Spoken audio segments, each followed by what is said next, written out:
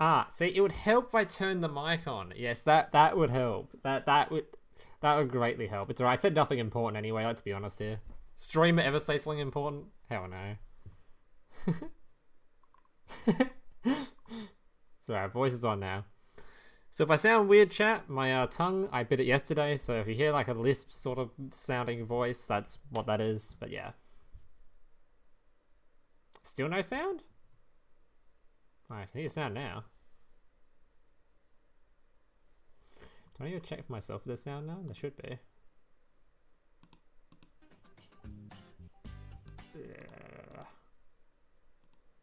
Yeah, the sound. Yeah, so if I sound weird, bit my tongue yesterday, so if it sounds like I have a lisp, that's why. Also, yeah, didn't expect to be doing a Banlist review today. I thought I was going to just do a box review, but apparently there's a Banlist out now, so I'm doing a midday box review and Banlist review today. It should be a very, I mean the stream should be a bit longer than normal.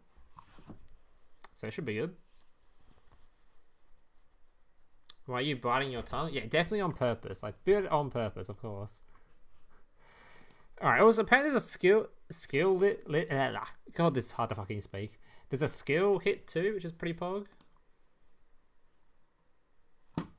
Don't read chat. Chat won't post spoilers. They're a good chat. My chat would never bully me like that.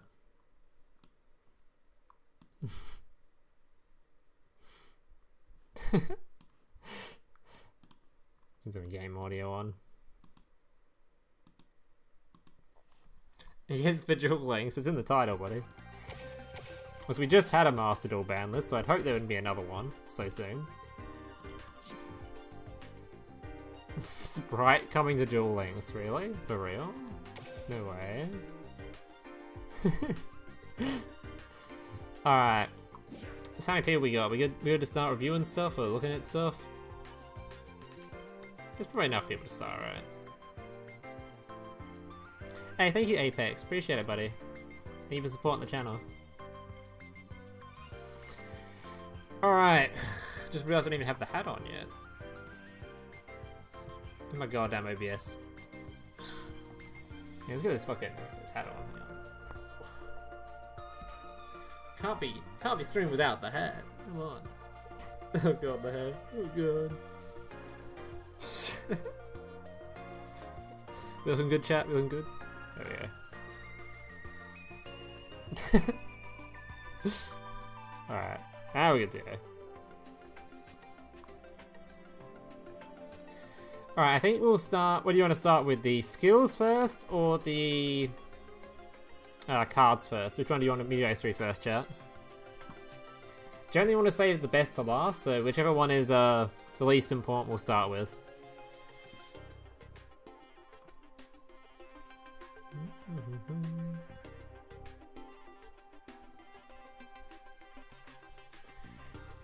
I think I see more skills than cards. There's definitely like more skills than cards. Alright, we'll start skills then. Will Destiny Draw finally receive a change? Now, what's actually gonna be on here? Probably Galaxy Eyes. Any other important skills? Probably all the Mech Lord skills, like Ancient Gear ones that they don't want to be played with. Mech Knight, sorry. That's probably what's on here. Well, we got one of them right. Don't really know what's going on with these other ones. Golem Hole? Huh? Okay, we are strengthening, blah blah blah, blah blah blah. Alright, so what have they done? What even was Hero Alliance? I don't even remember. During this duel, you can normal summon set without attributing. In addition, the following... Wasn't this skill really good already? The following effect can be used once per duel. So what did they change it to?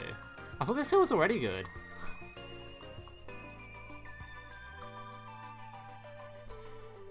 And with super polymerization from your deck, or blah blah blah, then send 2 6. Okay. Send 2 random. Wait. 2 of 6 different random. What does that even mean? Just making more words for the skill for no reason? Okay. What does that actually strengthen? I assume it's going to be the conditioning. Your deck contains at least 10 hero monsters and no hero monsters other than elemental hero monsters. Okay. 5 fusion monsters.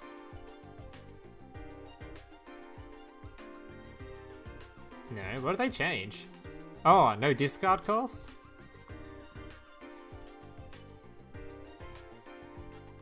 Oh, okay.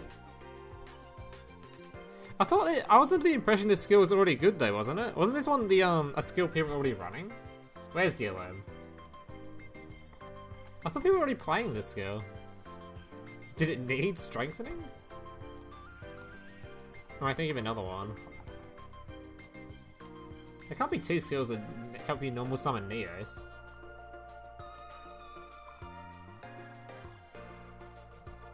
I guess people are using Favorite Jewel over it. It's only being used 13% of the time. I see. Where's the, let me set up DLM on screen too so that you guys can see it as well. See, people were already running it, but apparently not much. The skill wasn't bad. I feel like if they're gonna strengthen skills, they should strengthen stuff people just are not using at all, not the ones that are like, sort of used. Feels kind of weird, but sure, I guess. I find it kind of strange that buffing a skill that people were actually kind of using, though. But sure, I guess, sure. Alright, what else we got? Golem Hole. Send 1 level 8 Earth rock monster that can be normal summoned or set to the graveyard from your hand. It's gonna be the exact same sort of thing, just remove the cost. Can be used on turn 2 and onward. Oh, they removed that part. Oh, so it's actually a usable skill now. What does it do, though? It could be normal summon a set to the graveyard from your hand and 1 fossil fusion or a card with fossil fusion attached to the hand from the deck. Okay. Wait, this skill's actually useful now. Wait, this skill is actually useful now, what the hell? Just removing that line of text is so huge. Will it make this deck at all meta relevant? Probably not, but it's actually a playable deck now. Fossils can actually play the game, sort of.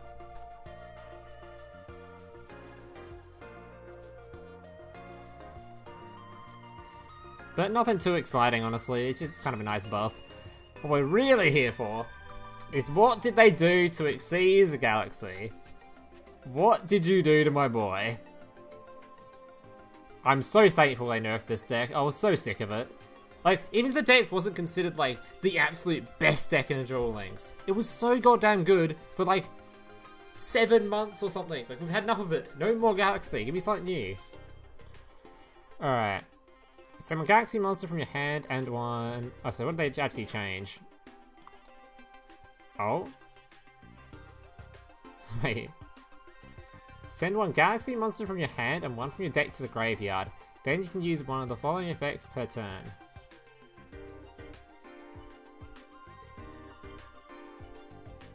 Add 1 Neo Galaxy outside of your deck. Okay, if you see some...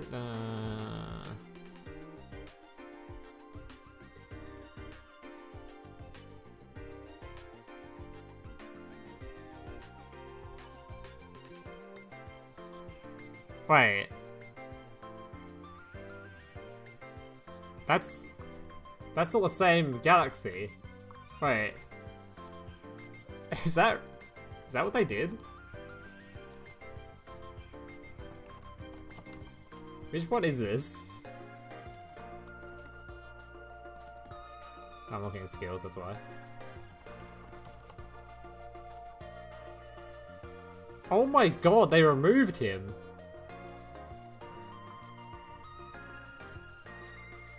Oh my god, they removed him! Wait, they outright removed him! They can't do that! I mean, they can, but...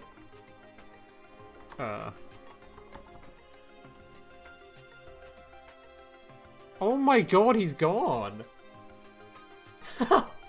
They just deleted a card from Duel Links! He's been deleted! What a ban! Okay, that's... Of all the things I thought they'd do this, that was not what I thought they'd do.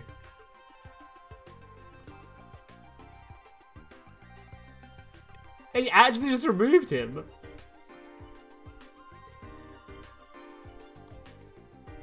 That's kind of crazy, actually. What the hell? That's... What the... What? I didn't know they could do that. I actually based Konami, but... In before, I opened the new box and looked at the new cards, and he's in the new box. In before. Now that would be a real fucking emotional train right there for Galaxy players. They see the ban list, open the new box, and he's just number one Ultra monster in the box.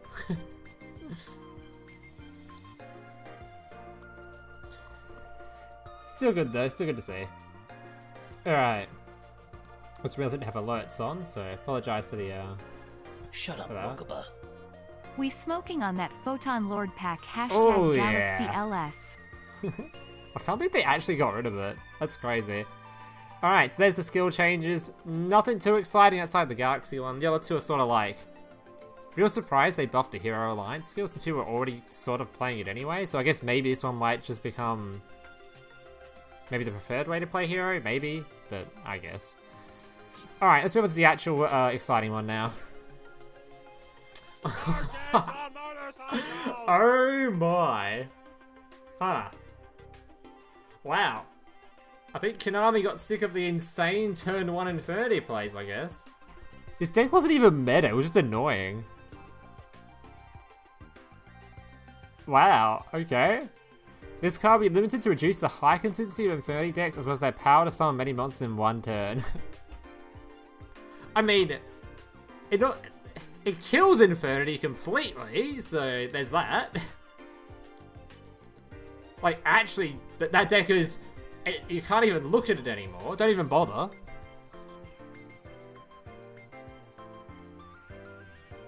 But it was kind of weird, because a lot of people weren't even playing this. Or, sorry, a lot of people weren't even playing Infinity. Like, it wasn't meta-relevant. It was just something that people played. Did people play it in the KC Cup or something?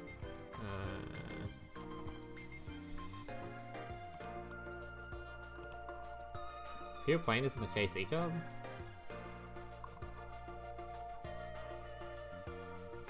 I guess a few people played it in KC Cup. That's probably why. I mean, Konami likes to do ban lists based on KC Cup, so I guess we blame the KC Cup players for that one. I mean, to be fair, they have two. Oh, because the skill gives you one? That is true. So the skills, I think the card's pretty dead though. The deck's still pretty dead. I guess to be fair, Infinity was setting up like... No, this deck's so dead, there's no way. A lot of their turn 1 setups require you to have them to just hard draw this card anyway.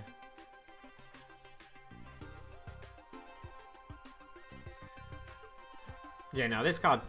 Infinity's dead, that's not playable. Their only, like, thing they had going for them was they had such an insane turn 1. Having only 2 summons off launcher is so bad now. Especially considering one of the ways you get a hold of the second launcher is just by drawing off of that first synchro summon. So it just means your first launcher was used for a synchro summon for a card draw. And that's like, no, this deck's dead. You can't play this shit. And to be fair, I'm fine with it because the turn 1 board Infinity was set up were almost unbeatable. The reason that it wasn't considered top tier is because it was only a turn 1 deck, but... And going second, it can make a turn if your opponent just doesn't play the game. But... Yeah, it was kind of a really cringy deck to verse, so I'm kind of glad it got hit. Moray of Greed is an interesting one, though. I understand the hit, but I'm surprised it was to Moray. Because, like, if there's no other hits to Water Xyz other than the Moray, the deck doesn't care. Like, there were versions of this deck list being played in tournaments before the Moray list came out. The Moray list became something that people started playing afterwards. Like, where's the Water Xyz? Let me just find Water Xyz. Okay, any time now website, that'd be fantastic. Alright.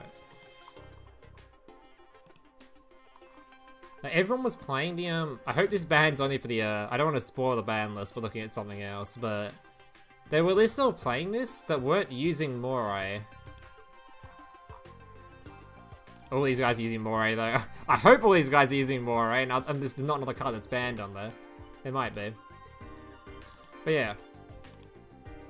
I think, for example, my list that I made for my video originally wasn't even using it, so... Moray hit because it draws. Thank you for explaining what Moray does. Yeah, this won't actually hurt Sharks too much. It's actually, the territory of the Sharks, Mermaid Atlantean deck, it will still be completely playable, like 100% playable. This can't be limited to reduce the high consistency territory of the Shark decks, yeah, blah blah blah, yeah. I don't think this will matter too much. Alright, moving on. Actually, what was it? I do actually want to, before I move on, hang on, I just wanted to check, are they playing it at what, if you're playing it at 1 or 2?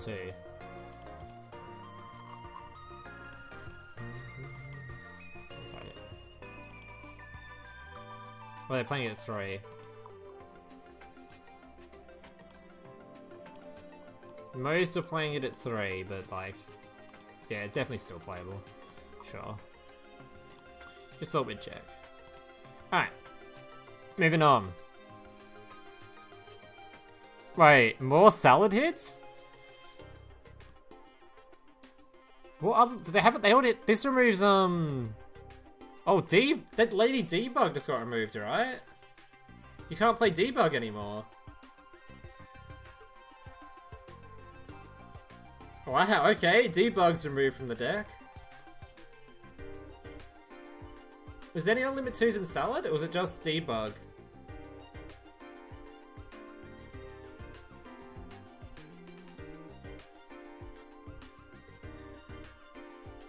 One Baylings, one Debug, it's fine. There's no way you play one Baylings, no shot. What did Salad do lately? They were quite popular. Were they even top tier?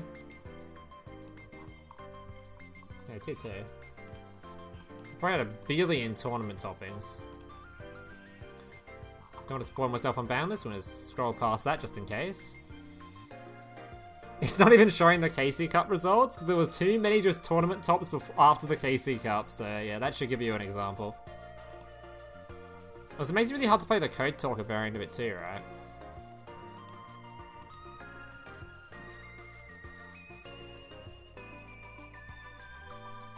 Alright, sure. That was the Debug's the only card I was competing with though, right, chat? There was no other limit 2 in Salad? There's no one I can think of. It's just to stop Debug.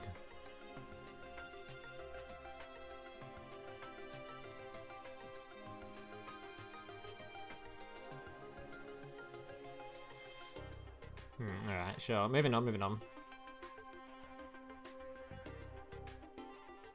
Oh.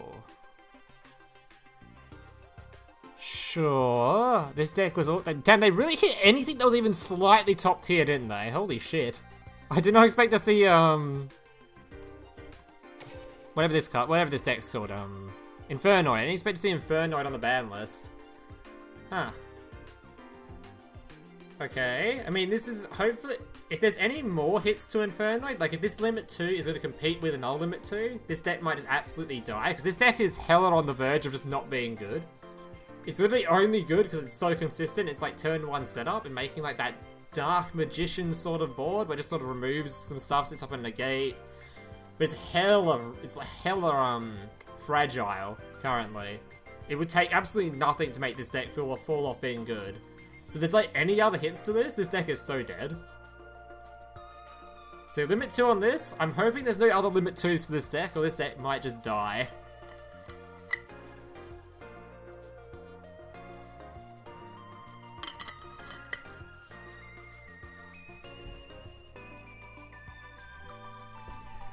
Alright, otherwise it's just a -1 from the deck, which makes it less consistent, which is obviously bad for a deck that's already really fragile, but it's not the end of the world.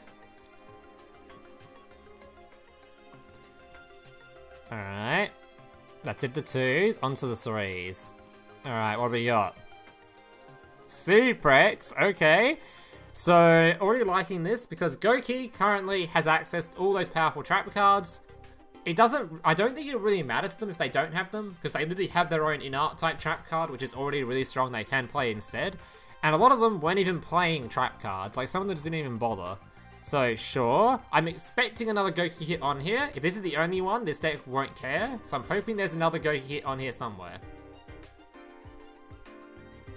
But I'm confident there'll be another one. If I keep scrolling, there's 100% going to be another one. If there isn't, then no point in this hit at all. Literally 0 point. But I expect to be another Goki hit on here. If there's not, I'll be surprised. Okay, there we go. Yeah, sure. Sure, there you go. So now you can only play 2 Super X.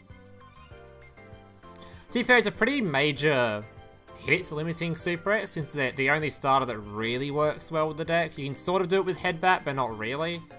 So having only 2 Super X is pretty major. I don't know what the percentages go down to, but they're already pretty low. So that's a pretty big hit to the deck. He still don't know? Is there more bans to Goki?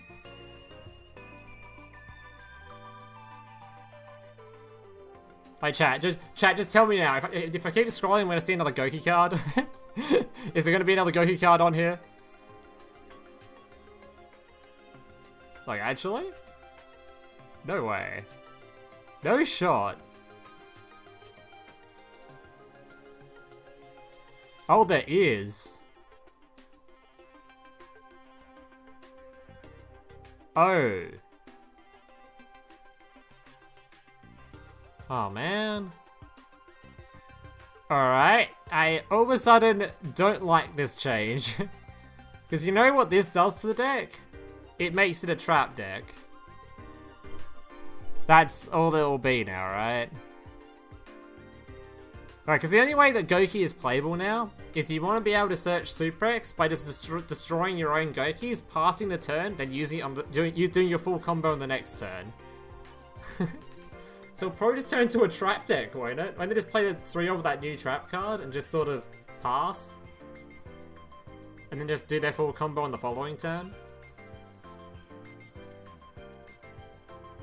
I feel like this is just gonna make the deck even more cringe than it was. That's a huge amount of hits to it, actually. Can't limit 3 traps. If you limit 3 traps, don't matter. They have their own in-art type one. Like, they just play the in-art type one. Whatever it's called. I'll just look up Goki. Surely someone was playing the trap card, so I can just pick on it. This one. They're just gonna run 3 of this. Every game's gonna have 3 of this in it now. They might even just play the Ballista squad as well. Return back to Ballista. I have no idea how to spell Ballista. You get what I mean. I think they'll just play like Ballista squad and stuff, so they just pop their own Goki, and then the following turn they just do their full combo. Goki's out. Hang on.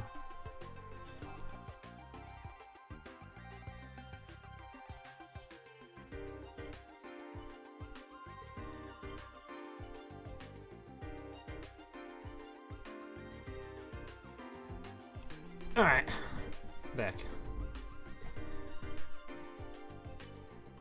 Yeah, I don't know. I think Goki might just fall off and die, but they might also just turn into a trap deck and become really cringe. So I'm hoping it won't be the latter. I think I'd prefer Goki to die than turn into a trap deck. I don't know how you play it otherwise. I really don't see them cutting finishing move. Holy shit, that makes the deck feel like shit. You might have to though. Only having 1 Super X seems so bad. Super X and the 1 searcher for it. That sounds so bad.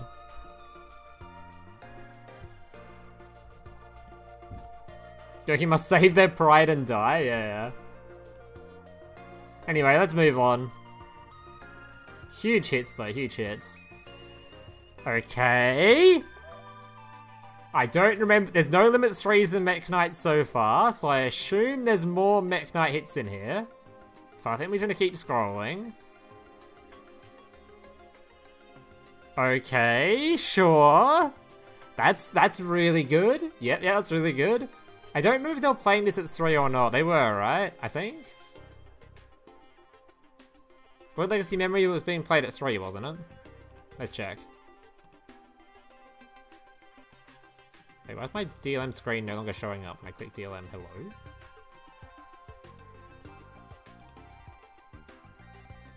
Oh, there it is. Okay. Memory.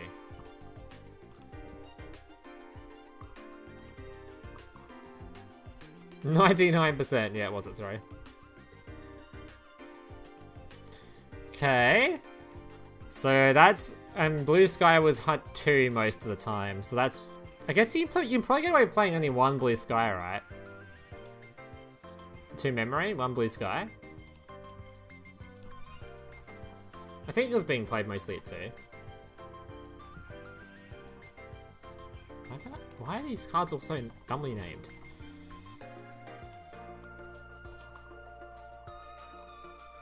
Yeah, it's been played at 2. So that's not that bad.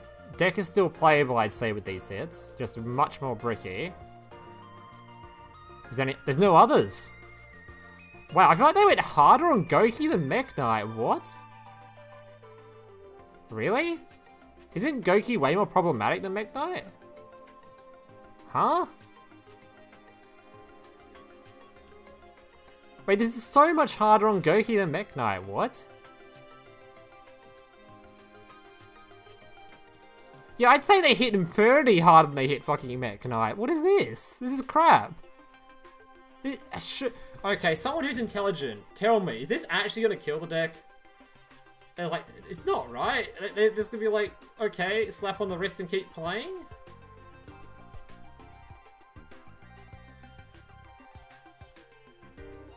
Don't discount how much no limit 3 traps hurt the deck also. I guess. Let's have a look at a Mech Knight list.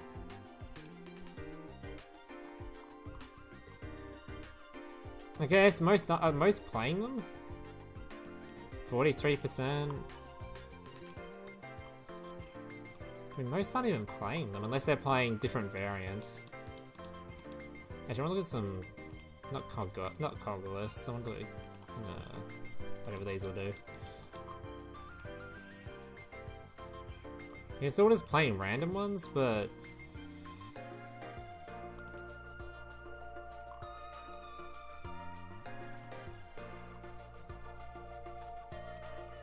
I mean, they all seem to be playing them in some form or another, but I guess Warning Point and Bottomless Trap Hole has become the norm.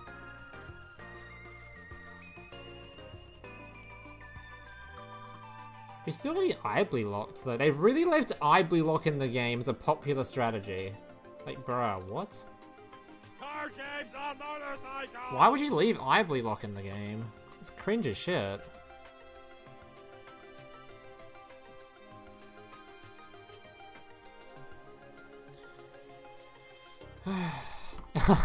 Okay, no longer on the list. Alright. There's one card we're looking for, boys. It starts with an R. Okay. And ends in a D. There better be a fucking rod on here. There better be a rod. If there is no rod on here, I swear to God. It's been so long. Let it go. Free it already. Every ban list we ask for it.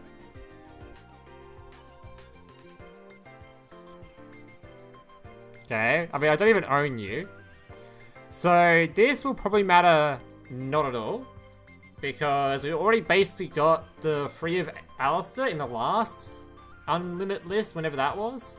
And nobody played Invoked. Literally no one. So I don't think this will matter at all. It's probably nice to put it like playing Invokes though, because sure. Does this mean like all of the Invoke cards are free now? Other than of course the one that's forbidden? Do they even have any limits left? Or are they just completely free now?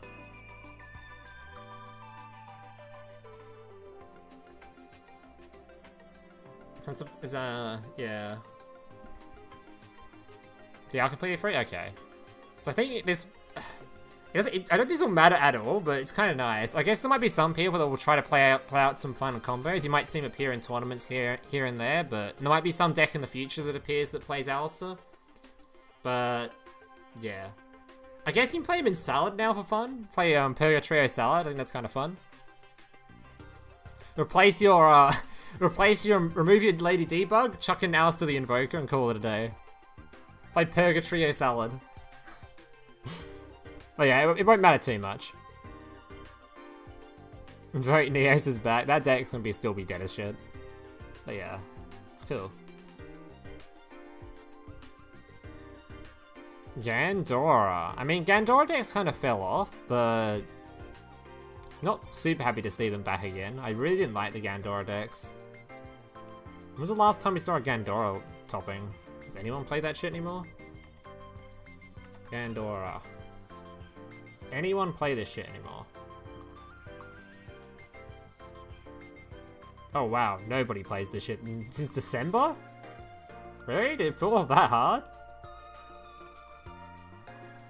Oh wow, it really fell off. Okay, I guess it's kind of fine that we, okay, I guess it's fine they brought it back then. It actually fell off a cliff. Sure, I guess. I didn't really like this deck when it was around though, so I hope it doesn't become too popular again. I didn't like it. It's kind of cringe. I don't like decks that are like, hey, let's just play 30 cards of just random stuff and hope the skill lets us just draw into whatever we need. It's just, that's just cringe. That's just cringe as. Decks should remain as close to 20 cards as possible, and Gandora broke that rule so many times and annoyed the shit out of me. Alright, what else we got?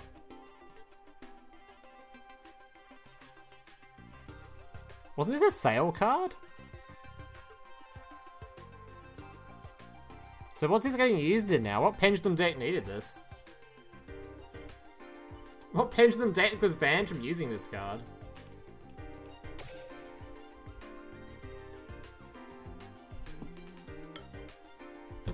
It's like any, like... Draco Slayer? Like, what? It was a 1? Yeah, but like, what was it? What does this go in now? I don't remember any Pendulum deck as a limit 1 that cared. Metal Foes? I guess? There are fusion spells is a limit 1, right? Thanks, Jen. Loom, you worthless piece of shit. Thanks, Can't Jen. even get anything right. An absolute disappointment of a YouTuber. Get your life together. Worthless. Thank you, Jen. 41 months? Goddamn. Appreciate it, buddy. Yeah, I don't know. I guess just Metal Foes, really? No, I don't think anything else really cared about it, so sure. Another card that I don't think anyone cares about. I don't remember. This seems like a search or something, right? Add 1 spell card from your hand to your opponent's hand, then add 1 level 7 or 8 monster from your deck to your hand. Card games on motorcycle. -2 to search for a 7 or 8 in a game with only 4 cards starting hand.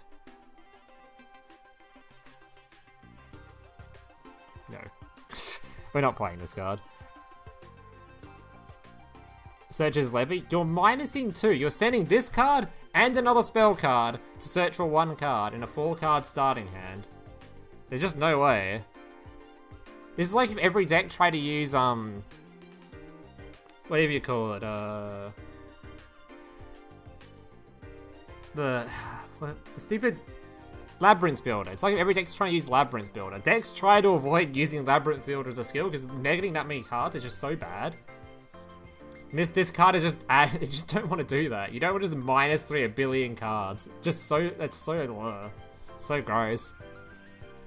So yeah, no one wants to use this card. It can go unlimited. If this becomes meta relevant, then I'll be very shocked.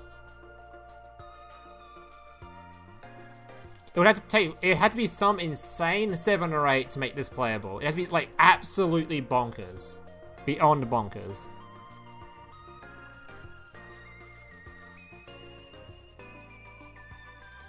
Alright. Crystron. Okay. The more they unlimit Crystron, the scared I get. The more scared I get. That deck's a scary one.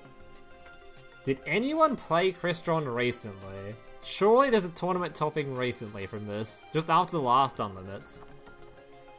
This deck is a very scary deck to unlimit. So they just got their trap card left, by the looks of things.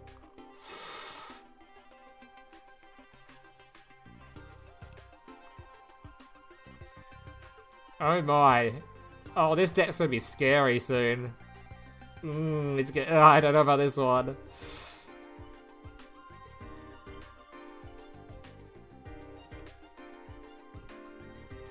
I feel like Crystron were already in a good state without this being unlimited. This might be good enough to make them like I don't know. That deck is really close to being strong.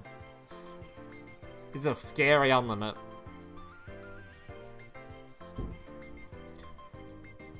Crystron's the deck that put normal monsters in jail. Hey, they freed that monster now, okay? It's free again. Yeah, just stop talking shit about Labyrinth Builder. Literally, everyone's playing Labyrinth Builder for Crystron. Alright, well, sure. No, it's a pretty scary unlimit for me, but sure. Anything else? I'm not seeing a Rod yet. There seems to be no Rod. Oh wow, they just, okay. Shiranui is fully free now. That's the last one, wasn't it? Sure. So I guess they tested the waters with the previous version of Shiranui, and now they've like the previous ban list unlimiting it, and now they're just like, oh, no one cared. Okay, here's the rest of it. Just have the rest of it. This probably won't make that much of a difference, but sure, I guess. Shiranui.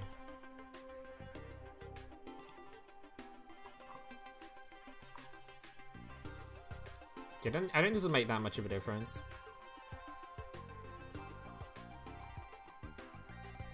It's just fully free now.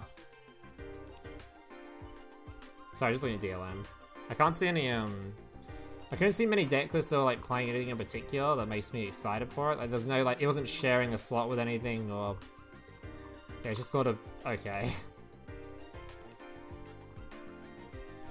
Invite Shiranui is back.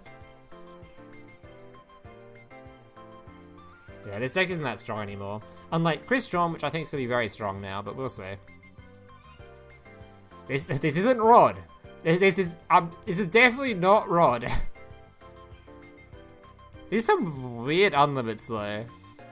Okay, I guess? Did we, like... I get these other ones, these decks weren't played that much recently, but wasn't this deck like meta relevant not too long ago?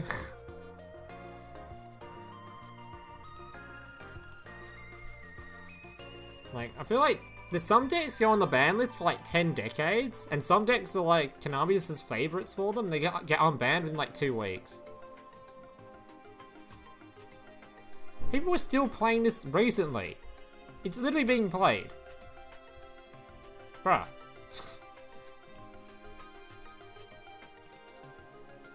Am I going crazy, chat? Or like... Did some decks Konami like... Galaxy Eyes, that can stay meta relevant for like 22 decades. Froze Dragon, we hit it, it got a bit weaker, it was still playable though, but now we're just going to completely free it again, you know? I don't know if this completely frees it, I don't remember if there's any other hits to it, but it just seems so sort of weird. They're just like, yeah, Froze Dragon, you can come back again after like a couple of months, whatever it was. But Galaxy Eyes can be here for like 20 decades. Like, how is this being unlimited before Rod, by the way? Where's Rod? Oh, the skill hit? How is this being unlimited before Rod? Bruh. Where's my Rod?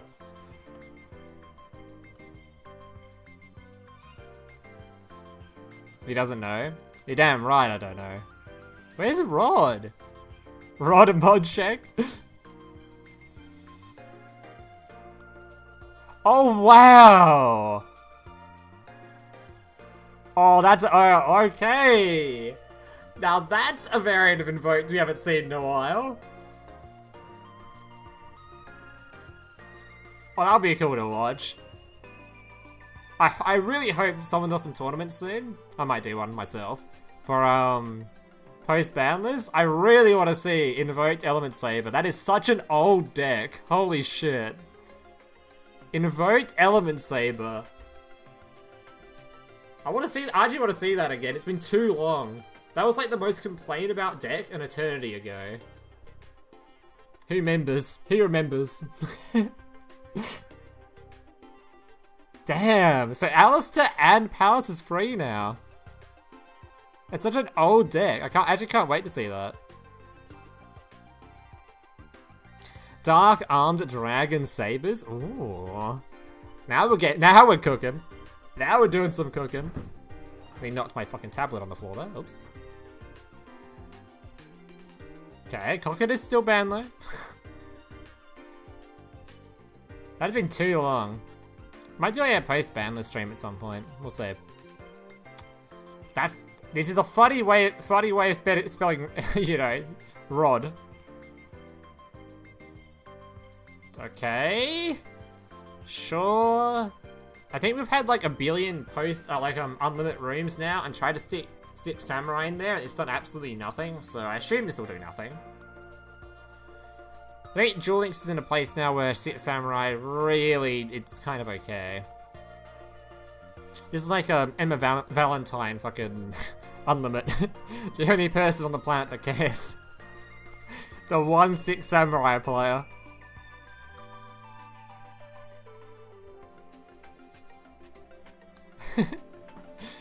Sure. But it probably won't matter like at all. So sure. Good on you, Six Sam. Have your dojo back. And is that it? We've got to be reaching the bottom now. There it is. Where's Rod? There seems to be a lack of Rod on this ban list. A very significant lack of Rod.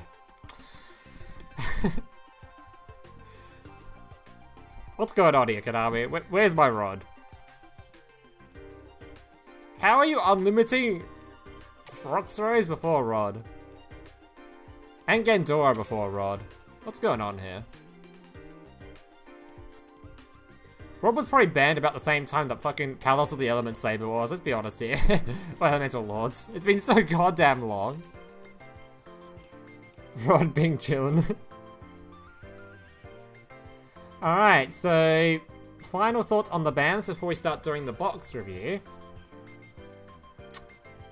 Honestly, decent ban list that hit nearly everything. I think they should have gone harder on Mech Knight because it's the strongest deck. It seems like they went much harder on Goki than Mech Knight, which seems hella strange to me since Mech Knight was by far the best deck. And also the most repressive. No one wants to play against that stupid trap card. And we're still going to be playing against it, by the way. And we're still playing against Ibly Lock. So we're still playing against Skill Drain until you can't summon any monsters. And that hasn't actually been changed. So I've done the skill changes, Harrier. I went through them already. We did that at the start of the stream. So we already saw the Galaxy Eyes change, which was absolutely funny as. I can't believe they literally deleted a card from Duel Links. They actually deleted a card. They actually deleted the Galaxy Eyes monster, which is crazy. Of all the skill changes to do to it, they just removed like the main reason to like. It's so odd to read it. It's just so odd. Yeah, no more Phonanol. They literally removed it. They took him, they're like, nah. Took him out back, and he's gone. Put him down. It was, I don't know, it's kind of crazy. But yeah, I'm very disappointed in the Mech Knight hits. Goki hits are alright, although I don't know. I feel like they could have just done like one of the limit 3s on these two and just called it a day and seen how good that was. Then maybe done this next time or something. I don't think they should have gone harder on Mech Knight. And the unlimits are all pretty good. This one's kind of scary, but I'm really looking forward to see if anyone's going to try Invoked Element Saber again. This is like just an old tier 1 deck. I'd like to see if how it stacks up in current day. And the other hits are all pretty good. These are all alright. Sure. I don't think the Moray one's going to do a whole lot though, but we'll see. Alright, so now we've got a new box to look at. Now, do I want to look at this on here or on DLM? Probably on DLM, right? Is it already uploaded to DLM? That's the question.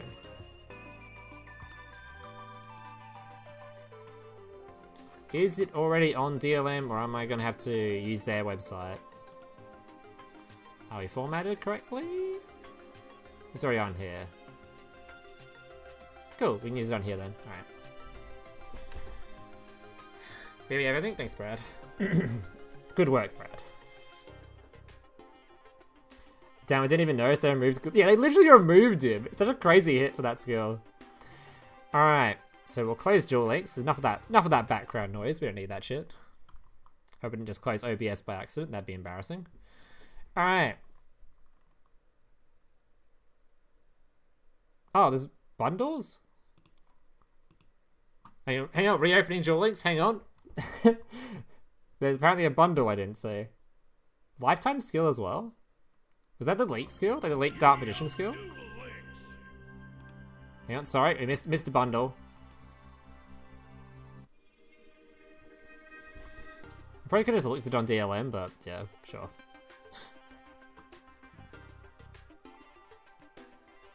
The hell?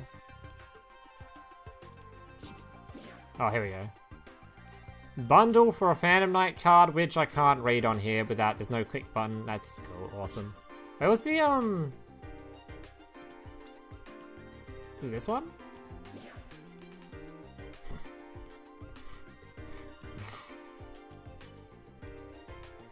Alright, so that first one we can ignore. Second one. What is this? Shiro shall cast its light. At the beginning of the duel, add pendulum zones to your field. If you control Time Gaze and Magician, the flying effects can be... Okay. Add one Tuning Magician from deck to hand. Change the level of one level 3 or lower spellcaster type monster you control to 4. During your turn, use this effect, you cannot use that monster until it exceeds summoning. A monster and spellcaster you control gains 500 attack. Right. So any Pendulum players in chat? Is this a skill we should care about? I do not play Pendulum at all, so zero clue. Seems alright, seems like you're just searching for Pendulum Zone stuff, right? Or something? Oh, sorry, Time Breaker Magician, sorry. It looks alright. I have absolutely zero clue, so... Maybe that's exciting for Pendulum players? All two of them? Cool Triff, yeah, let me get... I've got him on speed dial real quick. Let me phone him up. Alright, what's Treasure Phantom? The point can be used once per... Okay. Reveal a total of 2 Phantomite monsters and or Phantomite Spline Trap cards from your hand. Return one of them to the deck and send one monster from your deck to the graveyard. During the turn, you can treat the Phantomite monsters as a level 4 monster you Exceed Summon, Dark Red Exceed Dragon. The 2 Exceed monsters from Dark you control and increases attack by 500 to the end of the turn. During your opponent's next turn, after you activate this effect, you can activate your Exceed monster's effect only one time.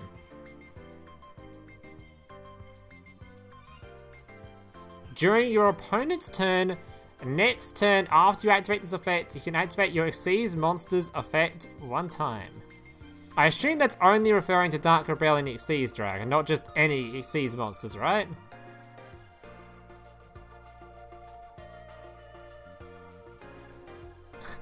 That'd be kind of amusing. It's like, oh yeah, we somehow managed to get out I don't know, like, this Malevolent Sin, just banished during your opponent's turn now.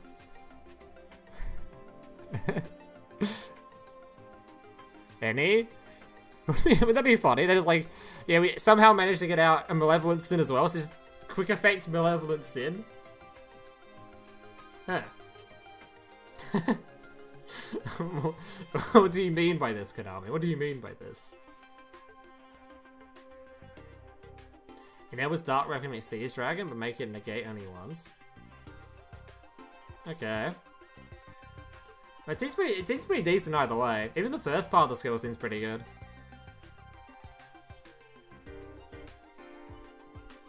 Two Phantom Knight cards, put one in the deck, one in the grave. Just use the effect of the one in the grave, get a search or something. Okay. I quite like this card. With this skill, it should be pretty good. read the rank up spell? I know that we're getting a rank up spell. Read that when we go through the box cards. Seems pretty good so far. Is that it? And that's it. Alright, so we got Treasure Phantom, which seems pretty good. This one, which is probably good, no idea. And this one, which nobody cares at all. Alright. So now we'll go back and actually look at DLM. I should probably got level up rewards to go through too as well. They're probably out. Might not be, I don't know. Just have a look. Are they out yet?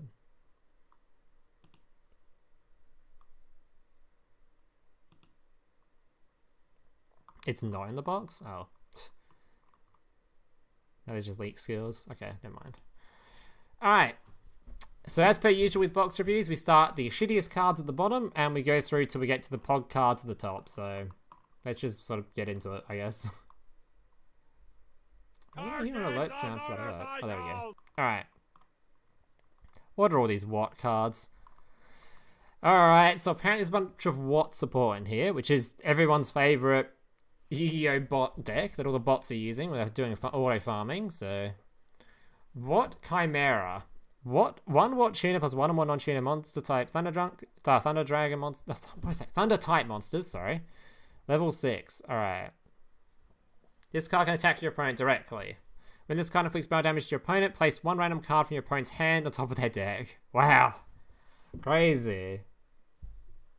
You skip. These ones are all, if they don't have new written on them, they are, oh wait, there is one down here. Why is this one not formatted with the others? Oh my god, the reprints aren't formatted correctly? Or what's going on here? What is this? What's going on here? You're right, I did actually miss one. Alright, we'll go to that in a second, though. What, Tower 7 reference? Alright, so this Chimera, nobody cares. Alright, Xyz's Revenge. If opponent controls a face-up Xyz monster that has Xyz material target, 1 Xyz monster in your graveyard, special summon it, then detach 1 Xyz material from a monster your opponent controls and attach it to that monster as material. Wowee! A card that's only useful if your opponent is specifically playing Xyz monsters. Wow, that's amazing, guys. I'm sure I'm definitely going to use this in all of my decks from now on.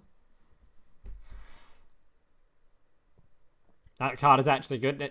No, it's not. Maybe if you want to side deck it in some tournament play thing or some shit, but we're not playing this in actual ladder. No one's playing this. You're not just banking on the fact your opponent has an actual Xyz deck. I'd 100% just play some generic back row or an MST over this. Hell no, we're not playing this. It would have to be like, the meta would have to be so Xyz heavy to even consider it, and even then, I don't know. Would I play this over playing a generic back row or whatever? Probably not. Alright. Then we have What Woodpecker. This card can attack twice during each battle phase. Any monster that battles with this card cannot change its battle position. Wow. I mean, this one can't even attack directly. What the hell? I thought Watts were all meant to attack directly. What's going on there?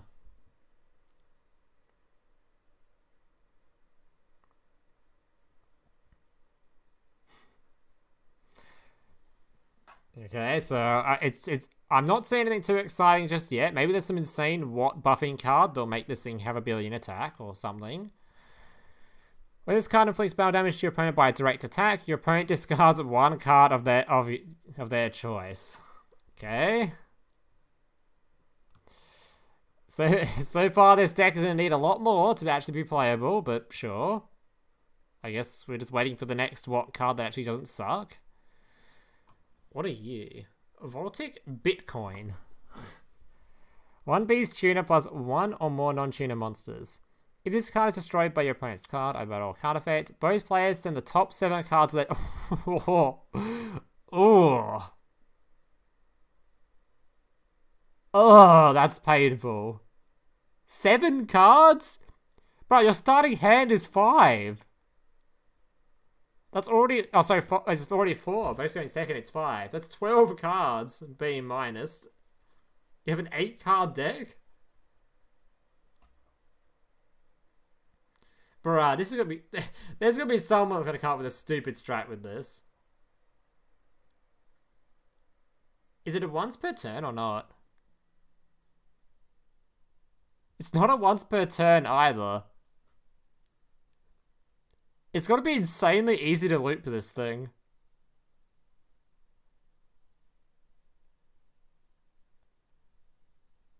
Bruh. Just loop this thing 3 times into some monster your opponent has that has more than 2500 attack.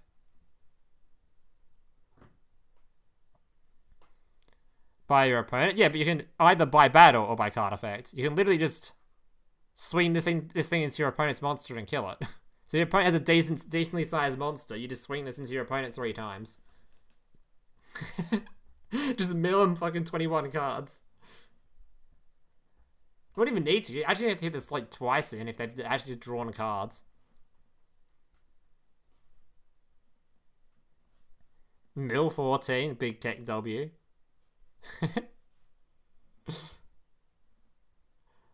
That's an interesting card. There'll be someone that will do some dumb shit with this. Some meme video will come out.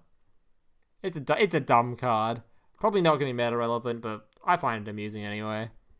Imagine if it actually did become meta relevant, because some deck just gets released that normally draws like an average of like 13 cards in one duel, and then just you finish the duel by summoning your Bitcoin, swing it in, minus your opponent's 7 cards, they lose the game. It becomes like a tech card versus one specific deck, just because Duel is such a low deck count. That'd be kind of crazy.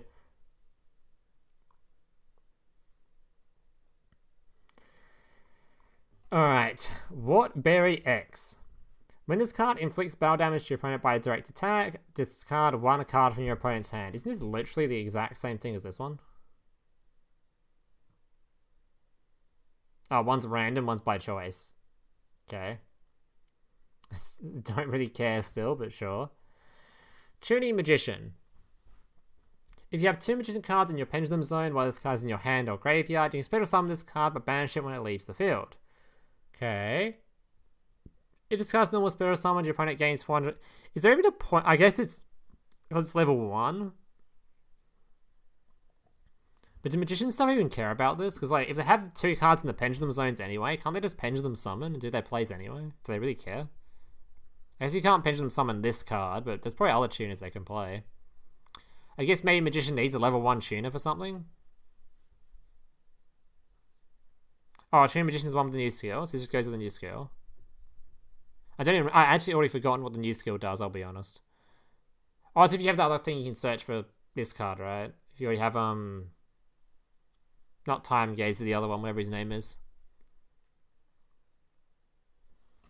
Sure.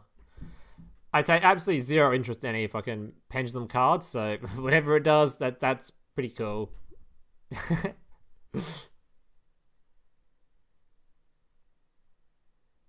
I'm either happy for you Pendulum players, or I'm sorry for your loss, whichever one you prefer. Okay, moving on.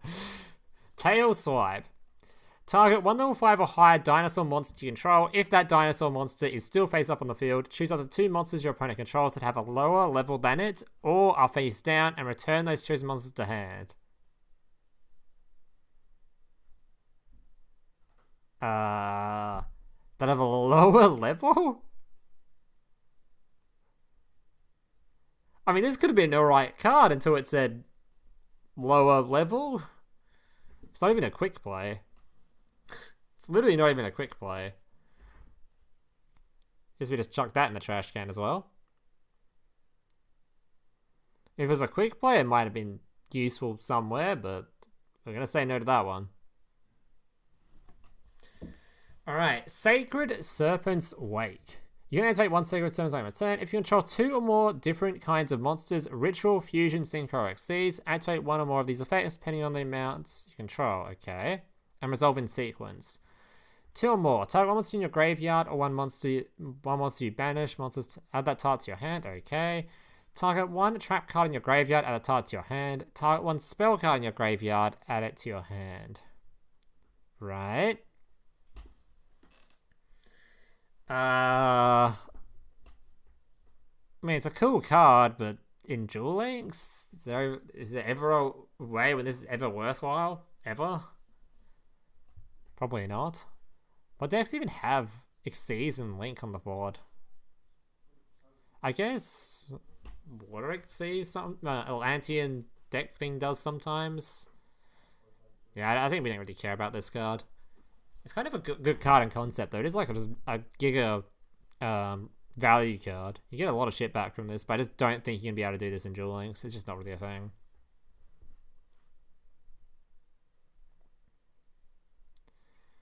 Water Fire Fist duty. Maybe. I don't think. I'm gonna say no. It's not awful though, I guess, but it's just too slow. We're just not setting up all that stuff in Duel Links that often. And even if we are, would you really play this over just having like a Book of Moon or something? Just like a generic back row in general?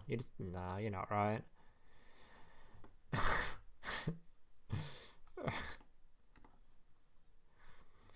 Ray and Temperature. Oh damn, this thing's card art is banging. The sun and the north wind join hands to deliver a devastating combination of heat and gale force winds. What on earth? Oh shit, what on earth is going on there? I'm just picking my nose, chat. Hang on, BRB.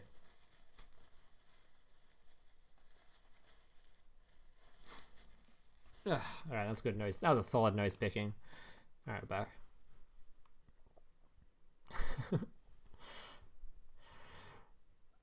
Damn, what an absolute crazy card. Gale Force wins. It's not even a wind monster though. Why is it missed opportunity, Konami? This could have been the first card you introduced that had two attributes. It could have been a wind and a light monster, for being the sun and the wind.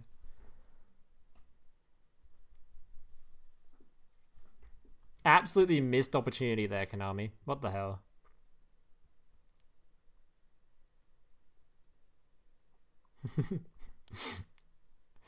Alright. I can't give this dude like the facial animations on these cards are so messed up every single time you look at them. These old card arts. Alright. Raidraptor Wild Vulture. During your main phase, if this card was normal or special summon this turn, you can tribute this card, special summon 2 Raidraptor monsters from your hand or graveyard whose total levels equal 6. Why would you normal summon a card of this level? I don't know. Seems pretty bad. I really hope there's better Raidraptors than this. This seems really bad. A level 6? You have to tribute summon? Unless you can special summon this card out some way on your own. If you can summon this from your deck, summon the 2 from hand. I'm sure we'll be able to summon them in some better way than this, let's be honest. Alright, moving on. Raptor's Ultimate Mace. The chat's probably half blocking this card, but I don't care enough. Equip only to a Raidraptor monster. It gains 1000 attack. Oh god, an equip spell. Oh no. When the equipped monster is targeted for an attack by a monster's attack is higher than the equipped monster, you can add 1 rank out spell card from your deck to your hand. If you do, you take... Okay, moving on. We're not even gonna give that all time of the day. Moving on. Okay. Move up a little bit. Okay. Raidraptor Skull Eagle. If this card is detached from an Xyz monster and sent to the graveyard to activate that monster's effect, you can banish this card from your graveyard, then target 1 Raidraptor card in your graveyard, add it to your hand. Okay. You only use the effect once per turn. An Xyz monster will summon using this card on the field as an Xyz material gains this effect. Gains 300 attack.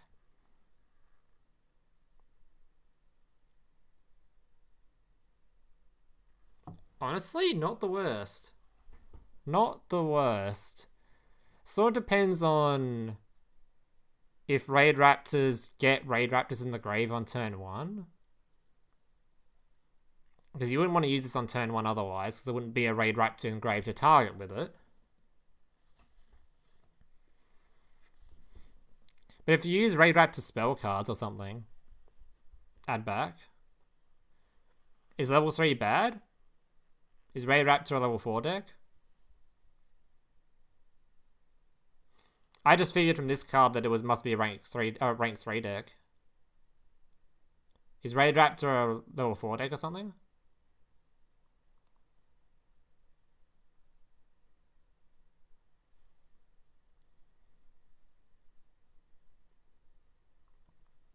Oh, they're a rank 4 deck? Oh, okay, card's dead then. Never mind. Never mind. I just assumed from this card that it must be a rank 3 deck, because this one only summons up to level 6. So it has to be 2 level 3s, but okay, I guess it's just dead. Alright, moving on. Raidraptor Sharp Lanius. Once per turn during your main phase, this card was normal or special summon. This turn, you can target one face-up attachment monster on the field, change it to face-up defense position. During your main phase 2, if this card was attacked this turn. Wait, what? Huh? Your main phase 2? Excuse me? We don't have that in Duel Links? Hello? If this card attacks this turn, you can target one ranged monster in your graveyard, special summon it.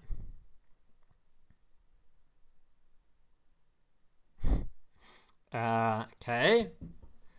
Moving on, I guess. That one seems like absolute hot garbage. Okay, not looking good for the Raidraptors so far. We're still in the normal, so hopefully they'll get a bit better later on. Singing Lanius. If you control face-up Exceeds monster, you can special summon this card from your hand. Okay. I normally don't like these cards too much because they don't help with the initial Exceed summon, which in Duel Links is a lot harder than it looks sometimes. But if there's already like one card starters in this deck and this just turns into an extender that allows you to go into a second Exceeds, maybe.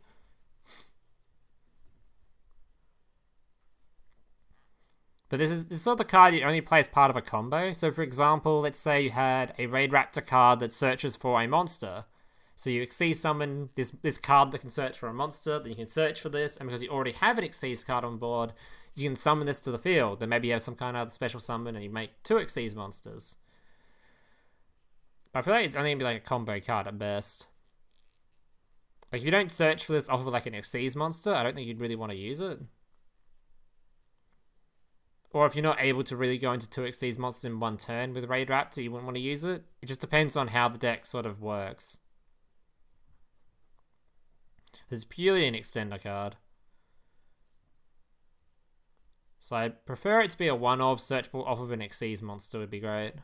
Otherwise I don't think I'd even consider it. But we'll see. We'll see how the actual deck functions. Hello? I'd like to look at this card, please. Is that okay? Yep, that's awesome. Okay. What? Okay.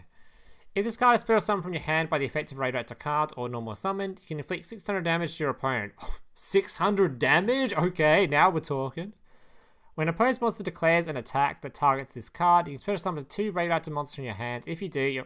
Okay, moving on. Don't care. L plus ratio on that one. Necro Vulture. Once per turn, you can shoot 1 Raidraptor monster, then target 1 rank up magic spell in your graveyard, add it to your hand. Also, you cannot Exceed summon the rest of the turn except with the effect of a rank up spell card.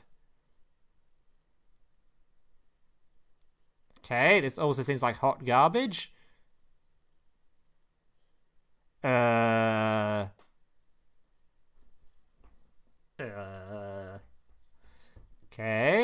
Damn, there really could be a lot of junk in this archetype, huh? This archetype's got a lot of junk in it. We've seen one decent one so far. Okay, moving on. Never even seen it before, I'm not surprised. Ugly ass card art too. Raidraptor Return. If a Raidraptor monster you control is destroy a battle... Battle traps. Woo! Type 1 face-up type 1 Raidraptor monster in your graveyard, add to your hand. If face-up Raidraptor monster you control is destroyed by card effect, you can banish this card from your graveyard, add 1 Raidraptor card from your deck to your hand. Okay, I mean if you can Foolish Burial this to the graveyard somehow, that's okay. Very slow search card though.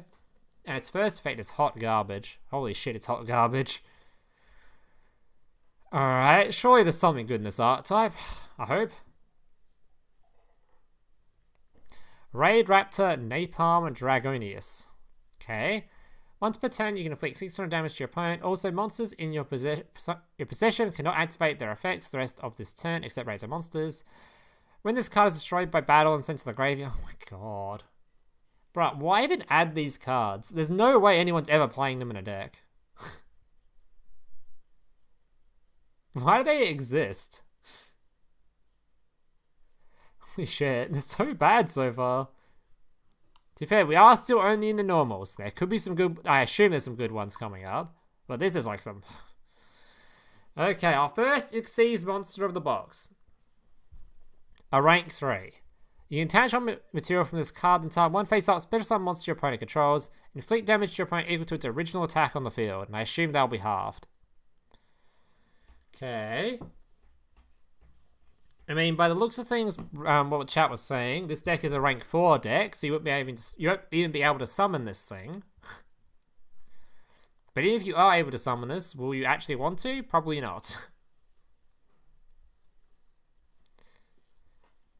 I mean, if your extra deck is that bad, maybe you run one of these just to occasionally finish a game, sort of. But not a rank 4, so probably we don't care. Pestilence, another equip card. Equip only to a warrior type, beast warrior, or spellcaster type monster. Its attack becomes 0. During each your standby phase, inflict. What? Bro, you could have released this card when Duel Links was released, and it still wouldn't have been played. This is some, like. Bruh. Why would we ever use this? Lava Golem FTK? Bro, what is this garbage? Okay, moving on. Okay, we know about that card. Ooh, he's got a friend. Okay, so it's like a whole unicorn, tricorn art type thing or something going on here. If this card is destroyed by your opponent's card, either by battle or by card effect, you can select one Thunder Unicorn or Voltic Bitcoin in your graveyard and special summon it. Okay, so bring this card back again. Why?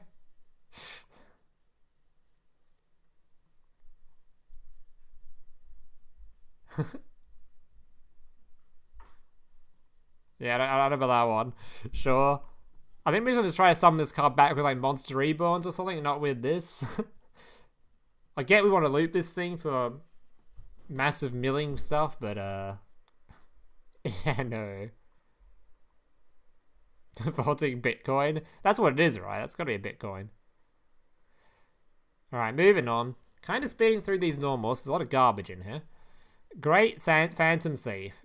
If this card inflicts battle damage to your opponent, declare one card name, look at your opponent's hand. If you do, discard all cards with that. Why do these exist? Okay, moving on. There is so much. I don't think I've ever seen a box with this much junk. That is so much junk to look at. Okay, Extra Ceratops. When a monster in the extra monster zone is destroyed a battle with a monster in the main monster zone and sent to the graveyard, while this card is in the graveyard, you can special summon this card in defense position to the field of that destroyed monster's owner. If this card summoned this way is destroyed and sent to the graveyard, draw one card. Right.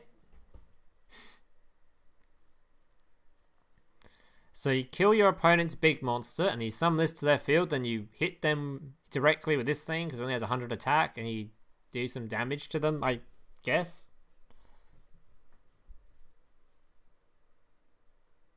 That is some hot garbage right there. Draw one. You have to get this thing in the graveyard first.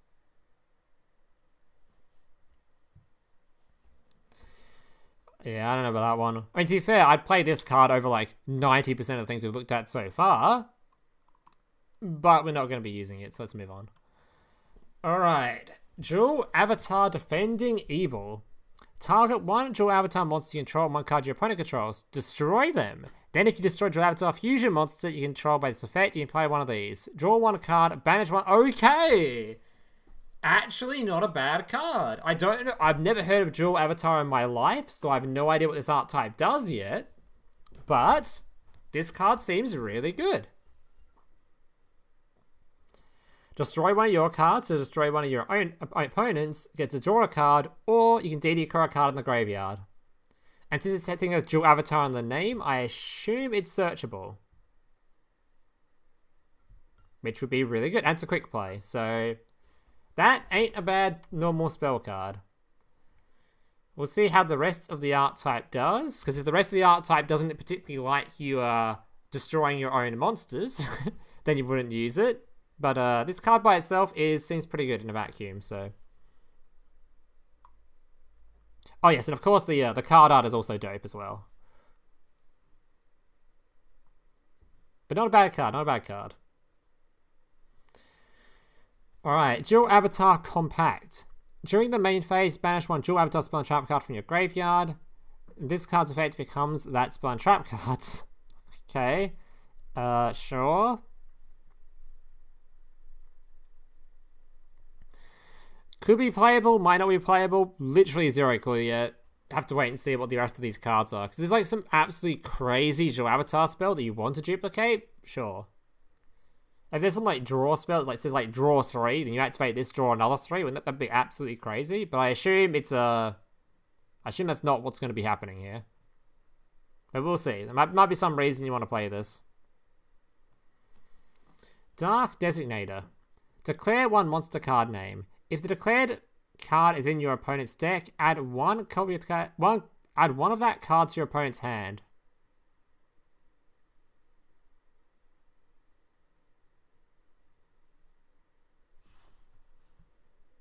What? Huh?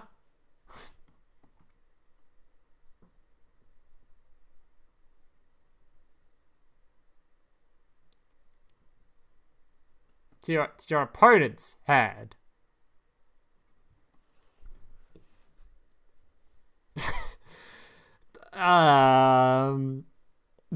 Okay. In what world would I ever play this in any deck? Is there like anti-garnet stuff? Give your opponent a garnet? Yeah, that's about it. That's all it does, I guess. That might be one of the worst cards I've ever seen in Yu-Gi-Oh! Honestly, that is so goddamn bad. Like, even as a side deck option against a deck that specifically has, like, garnets in it, holy shit, does that seem like... Wow. The worst mill card of all time. Trickstar support.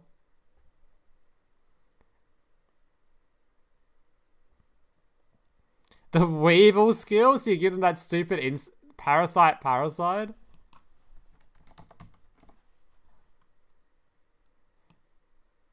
Oh my god. Oh my god, you found the answer. It's a parasite card. Wait a minute. What's the card's name? Ah, it's actually called...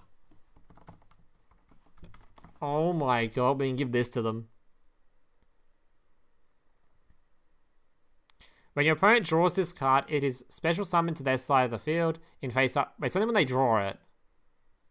Oh. Never mind. It's only when you draw it. It doesn't even work as a combo. Feels bad, man. Nearly a combo there, but no. Alright, Crusadia Spartha. So this card I remember from Master Duel is the one you don't use all that often because it's the one that changes zones, right? Okay, gains attack equal to the original attack of any monster this card points to. A monster this card points to cannot attack. Once per turn, if an effects monster is special summoned to a zone this card points to during the damage step, you can target one monster in either player's main monster zone except this card, move it to another main monster zone on its controller's field. So the only reason we use this card normally is because you want to put it on the field, summon something below it, move it, summon something else, because they summon to link arrows in Crusadia. So it's a good way to go into like a link 4 or something, or extend further. But it's like you don't use all that often, and maybe you just don't need it in this Duel Links. Because you barely need it in Master Duel, so you might just not need it in Duel Links at all. It's not the worst card though. It's something you use to sort of go higher, extend higher when you can.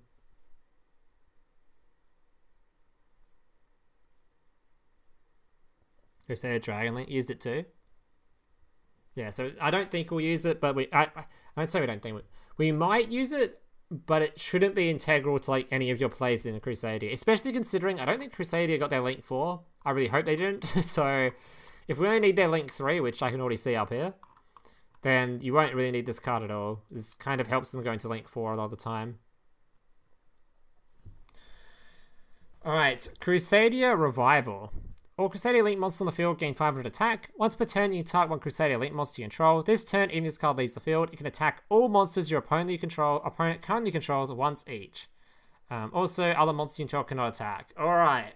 So this card should be searchable if we get their search, which means as part of your standard combo, you can search for this, buff your big monster up to 1 billion attack, and have it attack every monster your opponent controls. So, yeah. This should be played, and will probably be played because it will lead to a lot of lethals.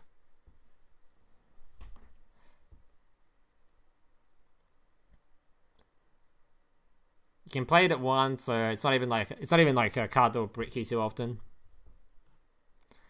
Literally, it turns your Crusadia monster into an ultimate Tyranno. It just slams into every monster they control and they just die. 100% you only run it at one of. Yeah, you're not going to play more than one. Yeah, Crusadia Kaiju's actually legal in Duel Links. What the hell? Kaiju finally having a place in the game? Alright, all these are reprints. Then we have the Phantom Knight of Stained Greaves. If Phantom Knight monster is special summoned to your field except during the damage step, you special summon this card from your hand, then you can increase the level of this card by 1. You banish this card from your graveyard, special summon one Phantom Knight monster from your hand, then you can increase its level by 1.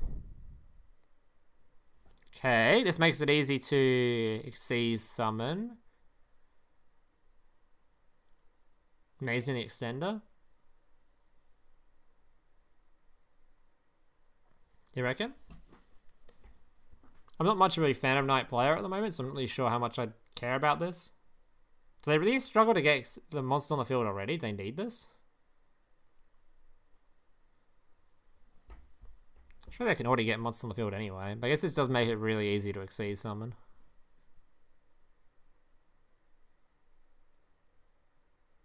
Just it starts plays if your normal gets popped.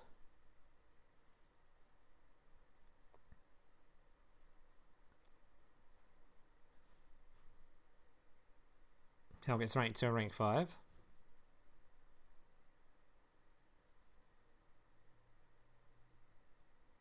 This card was used to make Rongo. Yeah, thankfully we don't have Rongo in Duel Links, thankfully. Alright, cool little extendary card. I have no idea how many you'd use of this or if you'd want to use many of it at all. Doesn't seem that insane to me, but see some people in chat were saying it's pretty good, so maybe it's good, maybe we're playing it, I don't know.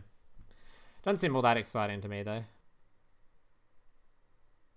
But your second Silent Boots, 1 to 2 of? Okay. Rank up Magic Raptor's Force. If a Raidraptor Xyz monster was destroyed and sent to the graveyard this turn while you controlled it, target one Raidraptor Xyz monster in your graveyard, special summon it, then special summon from your extra deck one Raidraptor monster that is 1 rank higher than that monster by using it as the Xyz material. Right, so this card is probably not going to be played. It's not the worst because the main form of removal in Duel Links is still probably Destruction. But the fact that this card doesn't really do a whole lot. Like if your opponent just has an MST and just MSTs this, you just did nothing, waste of time. If your opponent has any like a Nightmare Unicorn, just shuffles your card back in, returns your cards to the extra deck, banishes your card, just whatever else. It's not like a form of disruption, so if your opponent is playing just a standard monster removal, it just targets the back row first, or monster with removal, targets the back row first, it's kind of like, eh. But it's not bad. It can make it really hard for your opponent to sort of play the game if they have to deal with this thing.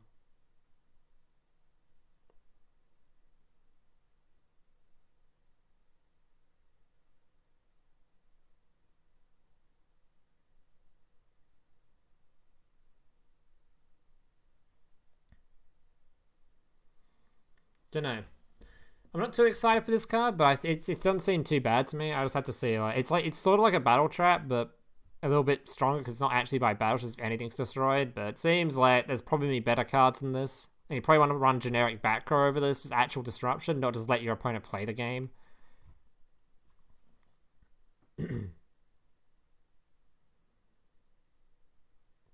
Pop Raidraptor with PKXCs then rank up. Could be a play, maybe. Seems a bit like bit hopeful to get to that point, but maybe. I'm not super keen on it. Rank up Magic Revolution Force. During your turn, target one Raptor exceeds monster you control. Special summon from your extra deck one Raidraptor monster that is one rank higher than that target by using that target's machine exceeds material. Okay. During your opponent's turn, target one exceeds monster your opponent controls with no exceeds material. Ugh. Take control of that monster that was then special summoned from your extra deck one Raidraptor monster that is one rank higher than that monster. Right. So it's a rank up that can also anti your opponent's Xyz cards. I mean, honestly, not the worst. I don't like things that sort of specifically target Xyz monsters, because if you come across a deck that isn't playing them, it's kind of troll. But the fact that it actually has a first effect makes it a lot better. This would make a fantastic side deck card, though. Like, if you know what your opponent's playing, you know they're playing an Xyz deck, this would be kind of fun. Imagine the mirror match, just taking your opponent's Raidraptors and ranking them up into your own.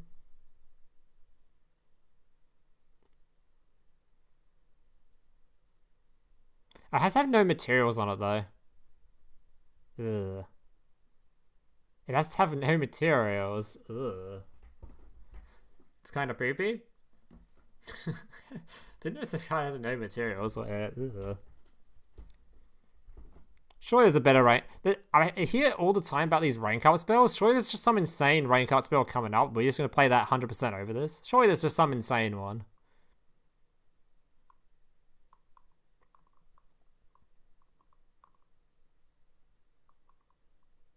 I don't even know if Raidraptors even play their own rank ups in Constructed. They play the PK one. Oh, okay. We'll see. Waiting for the good rank up. Rank up Magic Raid Force. Target one face up exceeds monster you control. Special summon from your X deck one Raidraptor monster that is one rank higher than that target by using that target as material. Exceeds to attach to that card, blah blah. You banish this card from your graveyard and one Raidraptor card from your hand. Then target one rank up magic spell card in your graveyard except itself and add it to your hand. Oh. Except itself? Bruh. If it could add itself, it would have been pretty cool, because you can just rank up something twice, if that's even a play you make in Raidraptor. But, yeah, that's a no. I think. We haven't even seen a rank up spell we care about yet, so that's probably a no. The main phase is good, just rank up. I mean, so is this one. I think I'd use this one over this one if we're having to make a choice between these two. If we're just saying just for the rank up thing on it. At least the second effect on this might be playable one in every 50 games. This one, its second effect is just not even used.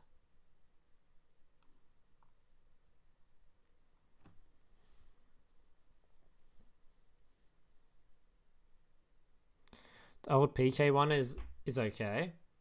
Best one so far. Is that one we already have in the game? Is that what this dude is telling me to look up now?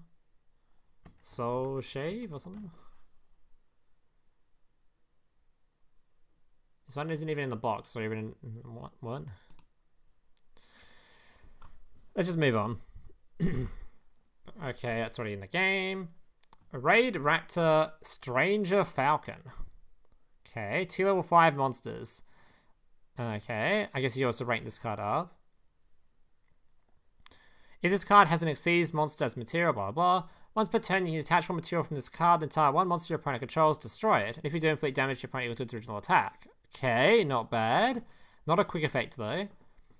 If this card in your possession is destroyed by your opponent's card, battle a card effect is sent to the graveyard, you target one Raidraptor Xyz monster in your graveyard, special summon it. And if you do attach this card to it as material. Okay, not bad. Just a target one remove, not bad. Shut up, Mokuba. Look at the new MD leaked box after this. Is that one?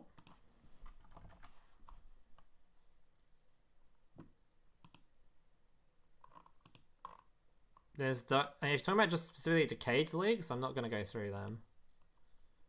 I'm only going to go through leaks for that stuff it's on the website. I'm not going to go through Decade's YouTube channel.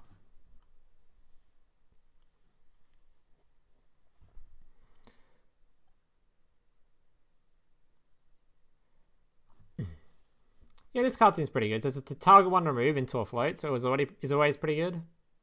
It's kind of we're still waiting for the rank up spell that makes this card really good though, because we haven't actually seen a really good rank up spell though, but if there is one, then this one's gonna be pretty good. On the leaked page, is it on there? Bro, it's not even on here. Bro, piss off. Bro, it's not even, they don't have one. What do you mean?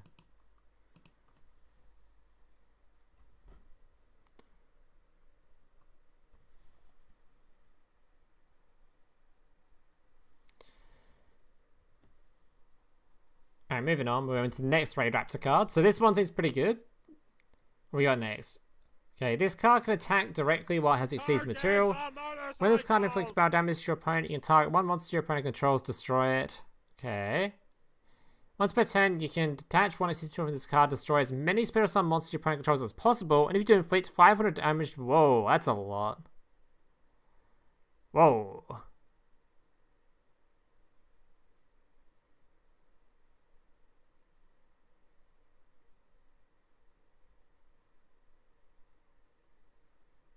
Wait, this card is pretty crazy, actually.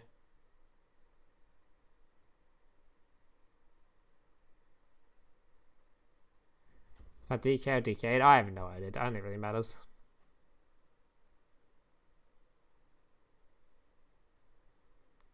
The Fam Knight's rank up magic launch is the old one that's coming and the only rank up by far. So is that another card in this box? Another rank up spell? Or is it something like a card, a level up or something? I have no idea what rank up spell we're talking about, like where it comes from.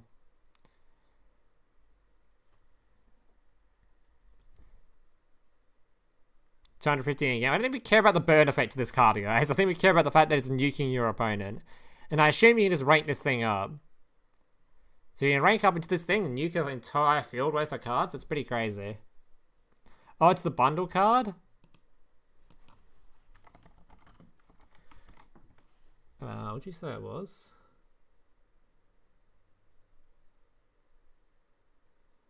What's the bundle card, guys? What's the name of it?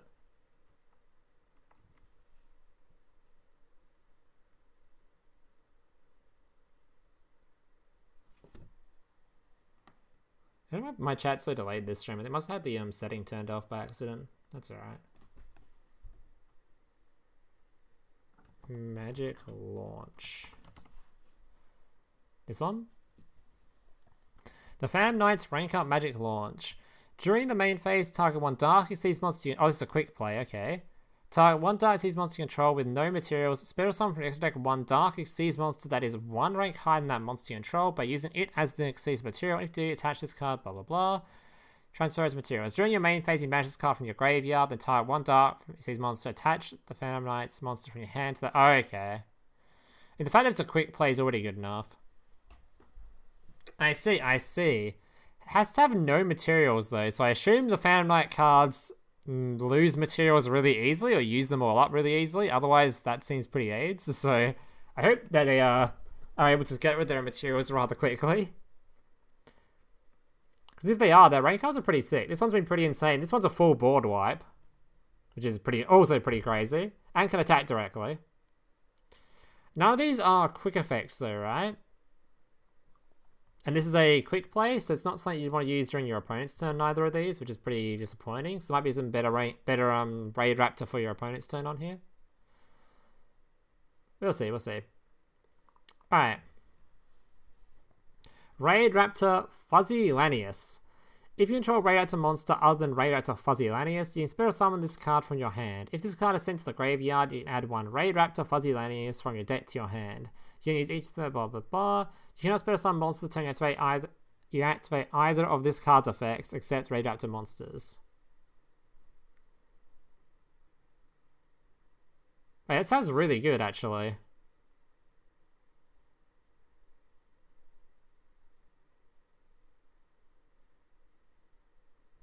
That sounds pretty good. If you were trying to play PK Raidraptor, it's kind of a problem since it only allows you to special summon Raidraptor monsters. But if you're playing pure Raidraptor, that sounds pretty good. It's just a special summon that turns into advantage. That sounds pretty good. It was on once per turn though, right?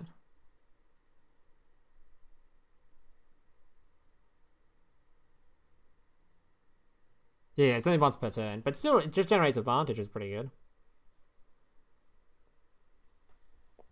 Nice, nice. Not bad, not bad. Okay. First decent Raidraptor that I've cared about outside the Xyz monsters so far, so that's a good sign.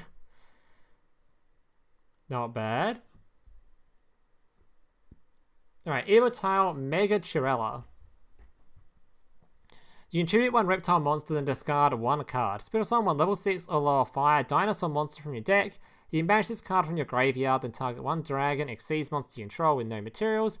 Attach up to 2 reptile and or dinosaur monsters with different names from your hand or graveyard to that monster's material.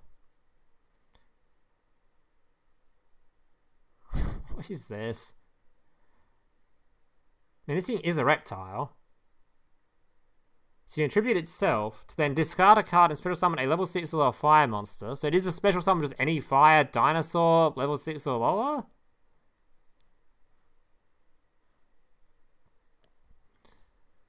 I mean, it could be good if there's specifically a reptile level 6 or lower fire dinosaur monster thing that you want to special summon from your deck. These are an awful lot of effort for a whole lot of nothing though, but we'll see. Maybe there's some cool combo with it. I doubt it. I doubt this is what's going to make Evo style or dinosaur meta relevant. It'd be pretty shocking if it does. Sorry, I'm going to move on from that one. Target one Evotime monster and one Evilsaur monster in your graveyard. Special summon one Evilsaur Xyz monster in your extra deck, and if you do, attach those monsters to it as Xyz material.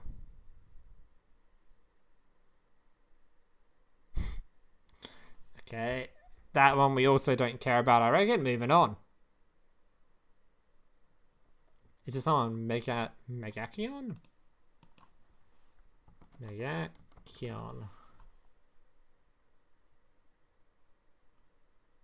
I didn't spell that wrong. That card just doesn't exist, apparently. Whatever you typed. Alright, Dual Avatar Feat. Don't know why I emphasized the feet part, but if this card is normal special summoned, you can add one Dual Avatar Trap from your deck to your hand. During your opponent's turn, if a face-up Dual Avatar monster you control except Dual Avatar Feat is destroyed by battle or card effect, you special summon this card from your hand, then apply this effect. Destroy one Dual Avatar monster you control, and if you do, special summon one Dual Avatar monster, fusion monster from your extra deck. Okay. That's one interesting card. So your opponent pops you a monster, you summon this from your hand, destroy itself, and summon out a fusion monster from the extra deck. And it's also just a trap searcher.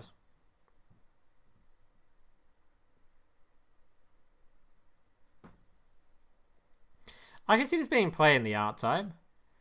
Like, imagine if your fusion monster or your main like combo searches for this. Like you set up your full board, your whatever boss monster, and then you search for this at the end. Then if your opponent ever removes your boss monster, this card just resummons it, right?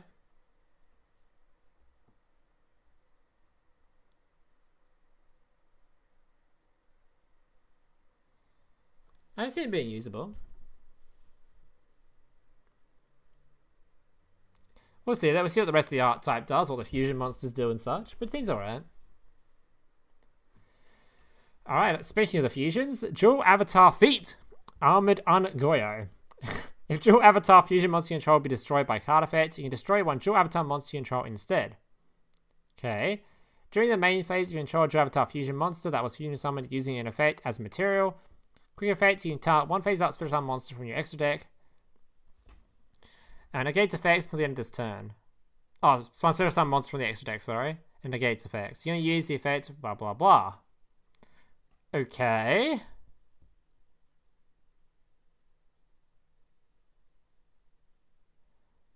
Using an effect monster as material. Why wouldn't they have effect monsters as material? He's using normal monsters in this deck. I'm confused.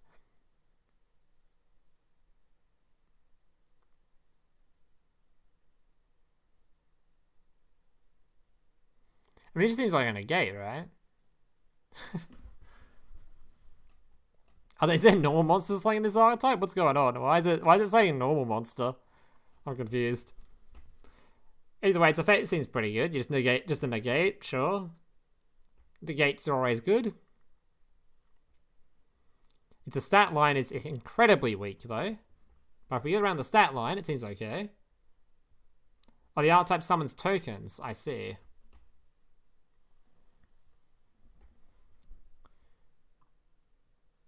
This is a crazy card? Alright.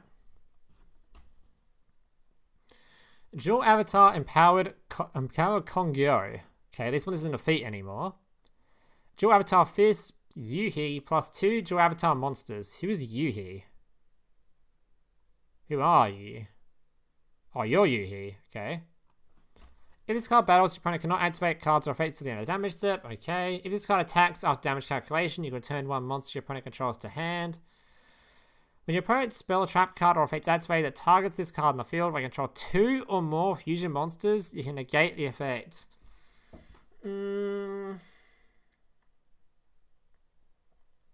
Right.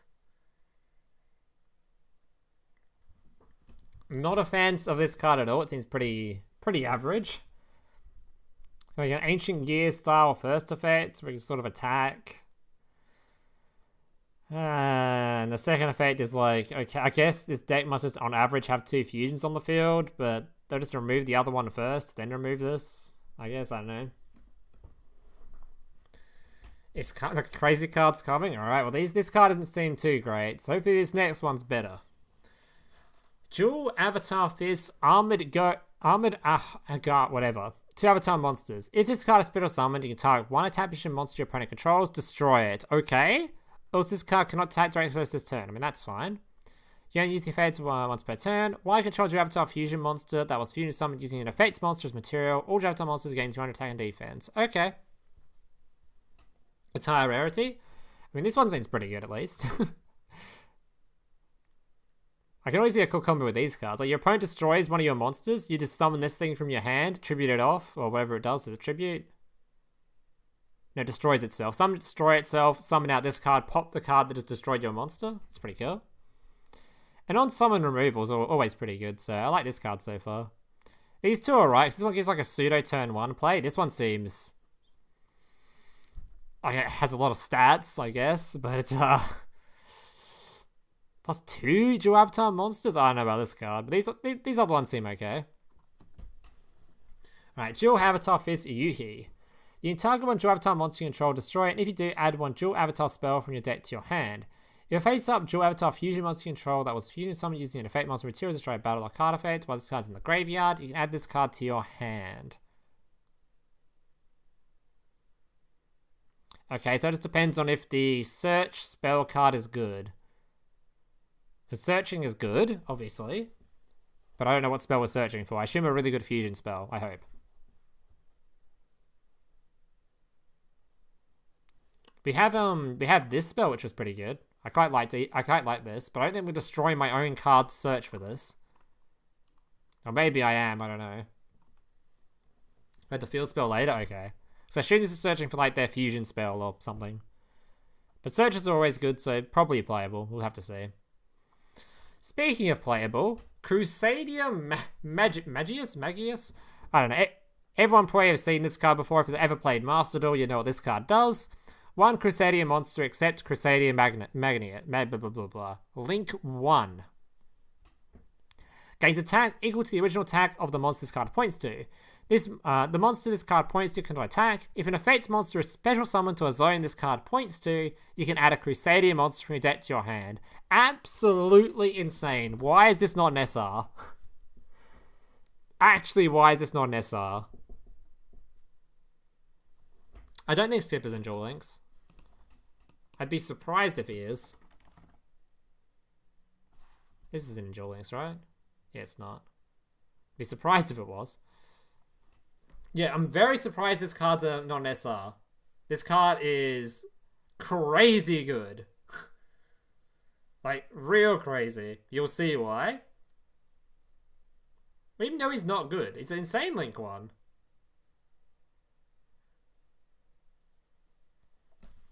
You Link 1 this card out, and you just summon and slink to its Link carry, get a search, continue your combo. It's crazy. Oh, you might be talking about, yeah, you're probably talking about Forward Skipper. The link to isn't in the box. Aren't you a link to? There's a link to right here.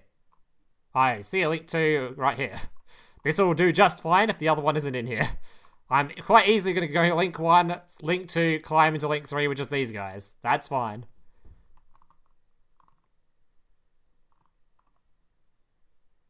You missed the Evo Tile Trap?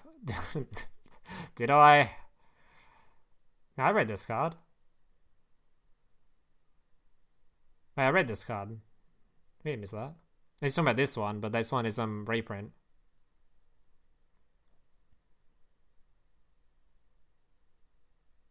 The other one's a good one. Yeah, but if we don't get the other one, I'm not saying the combo isn't dead because we don't have the other one. But the other one's the spell searcher, isn't it? Which means the field spell isn't searchable. Huh.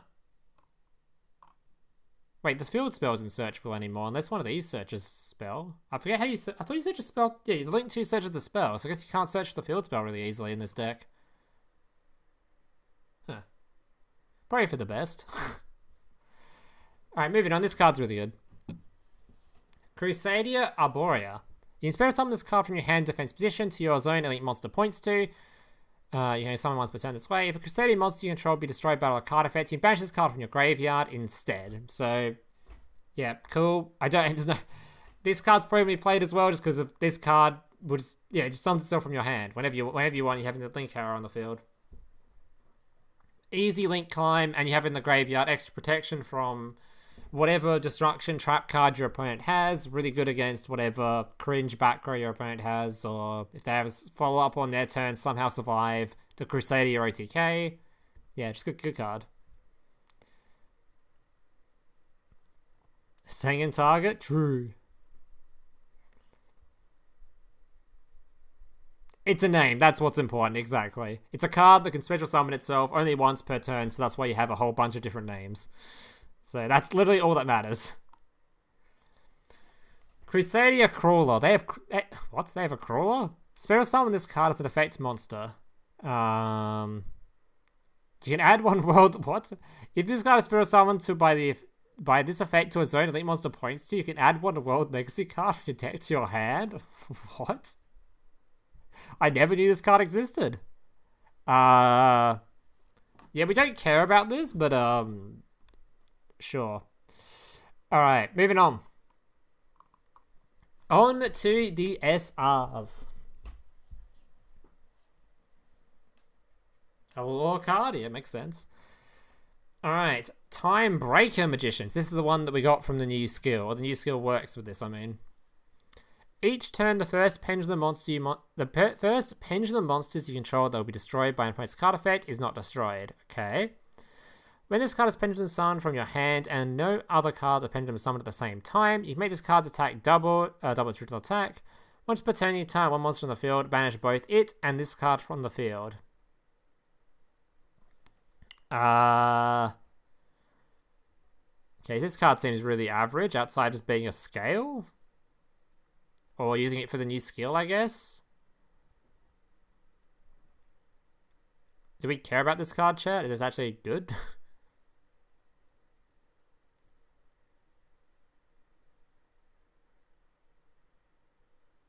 I guess the banish effect isn't that bad. If you pendulum summon it, then it's just removal for a turn. You can lethal through it. I guess it's not bad.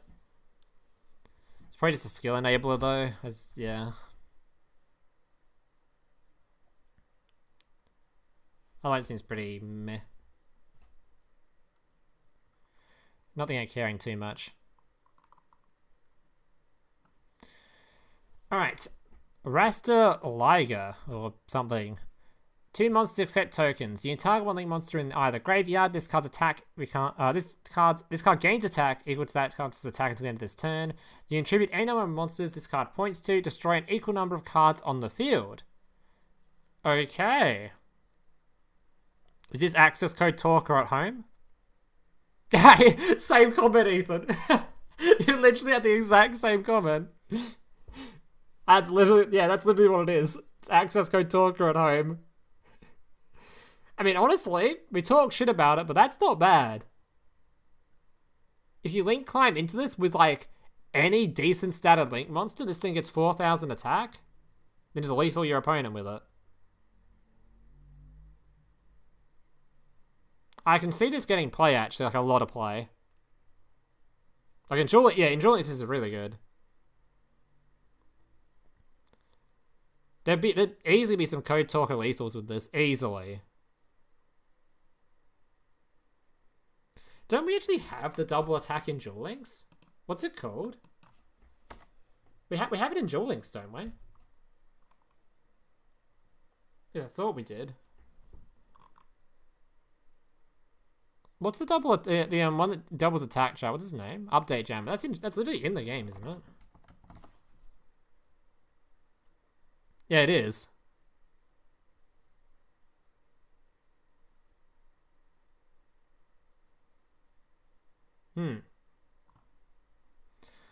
Yeah, I can see this card becoming kind of scary, actually.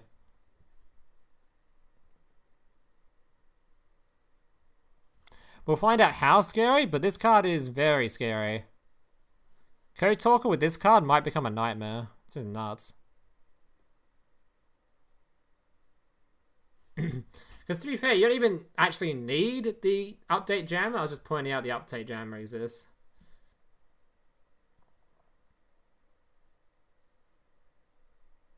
You have a monster to tribute, though? I mean, it's only if you're playing to destroy something, though, right? Even if you just summon this thing, take control, like, use its effect on a link monster. How much does update jammer have? He has 2k?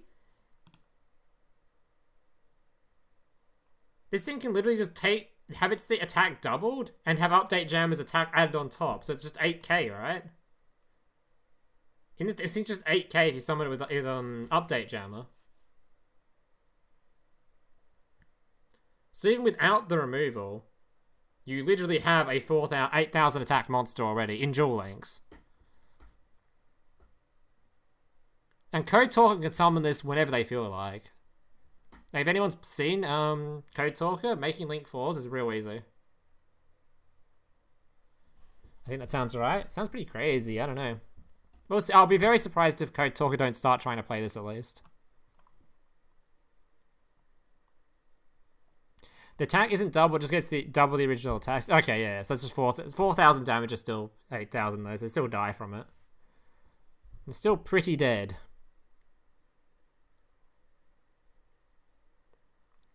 Most decks are still pretty dead through that. Dies to bottomless and then you scoop? Yeah, fair enough. Anyway, the fact that this is the card I got stuck on for the longest in this box so far, just from like how like meta relevant I think it'll be, it's pretty crazy. This card seems real good. Alright, moving on. Raidraptor 4 Strix. This is just the search, isn't this? This card gains 500 attack and defense for each wing beast monster you control. Once per turn, you can attach one material from this card. Add one level 4 dark wing beast monster from your deck to your hand. So this card, by the way, it's not potentially just going to be used in Raidraptors. It can search for any level 4 dark wing beast, including ones that lead certain combos. Like, I know in Master Duel, a lot of the time people just searching fucking a lot of Blackwing cards of this shit. So they come up. Hello. Hello, website. Are you going to work for me or not? Yeah, you just search for Zephyros with this or something. But obviously I'm using it more in Raidraptor. You can use it to search for wherever he was earlier. This dude? No. This guy. This guy can just special summon himself because you have an Xyz monster on the field, so it can make it really easy to go into other rank 4s. Wait, are Lunalights Dark Winged Beast? Are they? Why are Lunalights using this? What?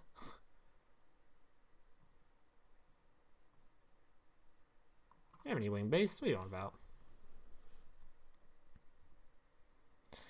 Not a hard once per turn, by the way.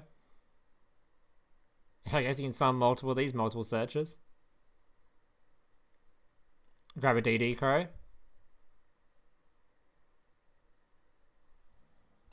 Zephyros bounce back, Moonlight Tiger.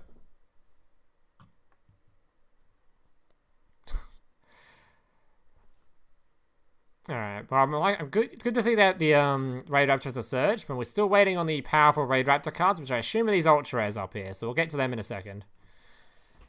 Alright, Mechlord Nucleus Infinity Core. The first time this card will be destroyed battle each turn, it is not destroyed. You can use one blah blah. If this card has normal special summon, you can add one Mechlord spell a trap card from your deck to your hand. If this card is destroyed by a card effect, you can special summon one Mechlord monster from your hand or deck with different attributes from the monsters you control, ignoring its summon conditions. Okay, so you can use this to search for any of the Mechlord spell and trap cards. Is there any we actually care about, though? They have the search spell, right? Is that even called Mechlord? How do you spell this dumb deck? My god, how do you spell it? Card games on Oh, it's not. motorcycles. It's done with the second K. I'm thinking Mech Knight. You can grab Assembly.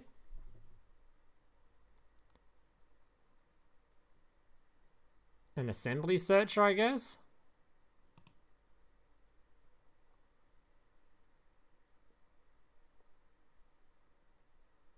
I love Mechlord. That's it. That's my comment.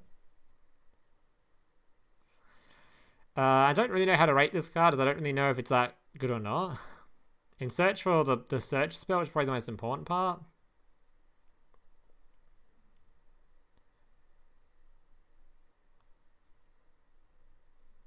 But yeah, the skill already searches the spell.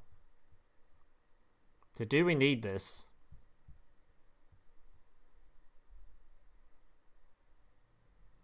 It searches assembly and pops itself, so you can summon any of the OG Mechlords.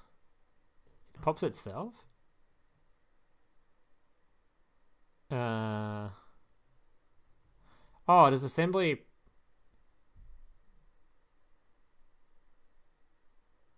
Oh, I see. So you can destroy something with an assembly. So you can pop it.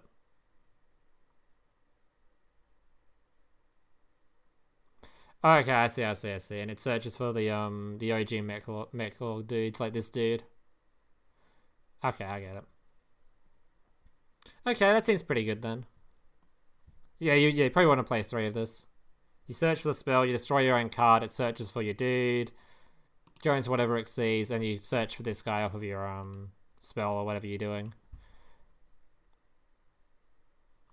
Seems pretty good.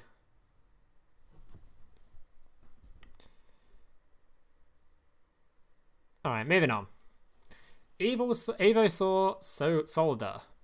2 level 6 dinosaur type monsters. This card cannot be destroyed by card effects while it sees material. When your opponent special summons a monster, detach all material from this card, destroy that monster.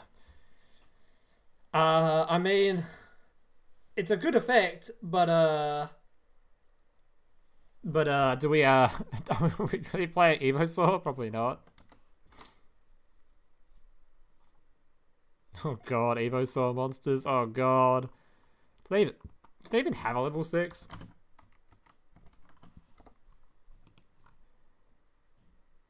One, 2.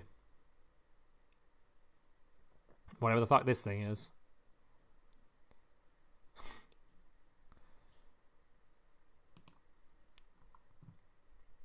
Yeah, I'm gonna go with probably not. It's for Raidraptor. Are they dinos? Are they? Wait, are they dinos? What the fuck is a Raidraptor card?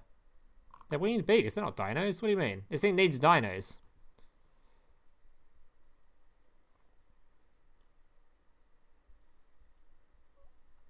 The Pendulum level 6 dinos? Oh, the I just what you're talking about.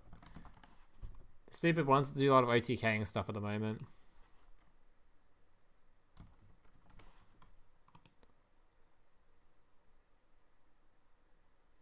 And not these dudes.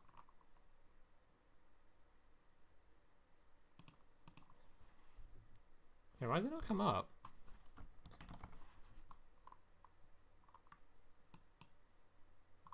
Are they not level 6? Huh. Yeah, Dino Mist. That's the...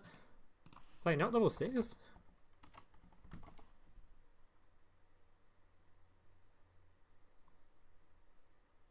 Oh, they're not level 6. Oh, never mind. Oh, never mind. Oh, they're machines. Oh. Oh, that's awkward. Alright, moving on. We know this card already. Enlightenment Paladin. If this card is synchro summoned using a Magician Pendulum monster as material, you can target one spell in your graveyard, add it to your hand. Okay. You can use once per turn. When this card destroys a monster in battle, you can inflict damage equal to half that monster's original attack. Sure. I don't... Again, it's like pendulum stuff, so I have literally zero clue if it's good or not. I mean, grabbing any spell in your graveyard can be good. Like if there's a one-card starter in this deck that you just want to add back from your graveyard and use again, maybe it's good. I don't know. I don't really know how Pendulum works, so... I'm not a Pendulum player at all. Neos... I mean, Neos is a once per turn spell. It's bad.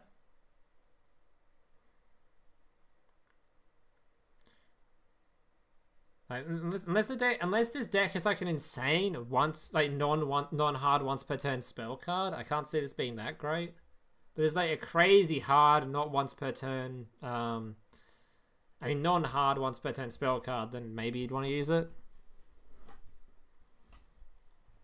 Pendulum Call. Isn't Pendulum Call once per turn? Oh no. It's already a discard. Might have enough stuff to use it anyway. You can activate once per turn. Ugh. Monster Reborn? Maybe. We're not going to play this card for Monster Reborn, though. It's a limit 1. An anime moment card? Sure. Alright, moving on. Duel Avatar Invitation. Discard one card. If you do, special summon as many Duel Avatar Spirit tokens as possible. Also, this turn you cannot special summon monsters in the extra deck except fusion monsters, and all tokens you control cannot be attributed or destroyed. Okay.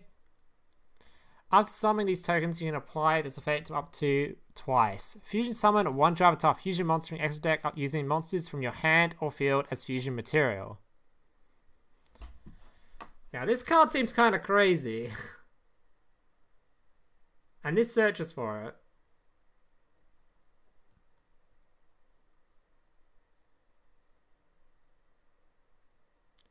I see.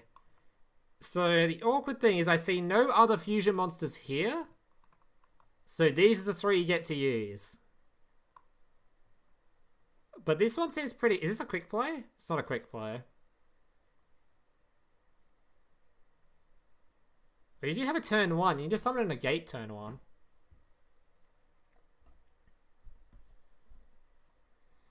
Activate this. Summon 3 tokens.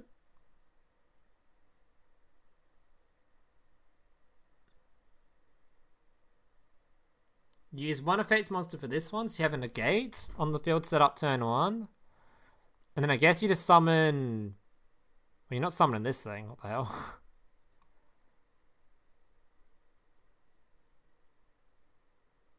It's a shame this thing isn't a quick effect as well. Maybe just sit on the tokens for a wall.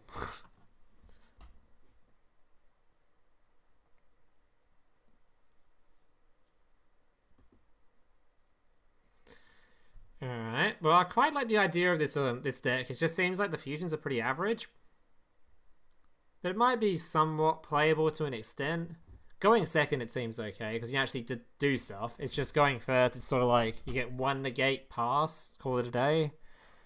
But going second, destroying a monster, then even just fusing out just these 2 might just be enough to sort of do something, I don't know.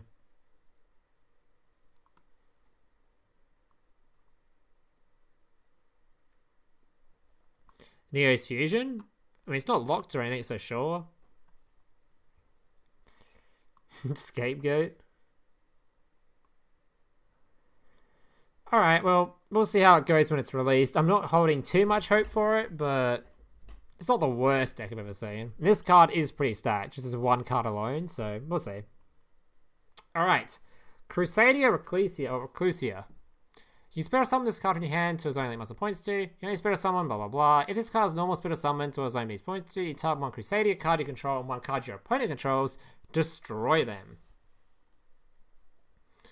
So this card is also pretty good because on top of just being a name, which is very important because you just need names to be able to go into your combo, you can just use it as removal as well. So if you have like already enough cards in your hand to remove your opponent to go into your full combo, you can just use this one as just a removal source instead.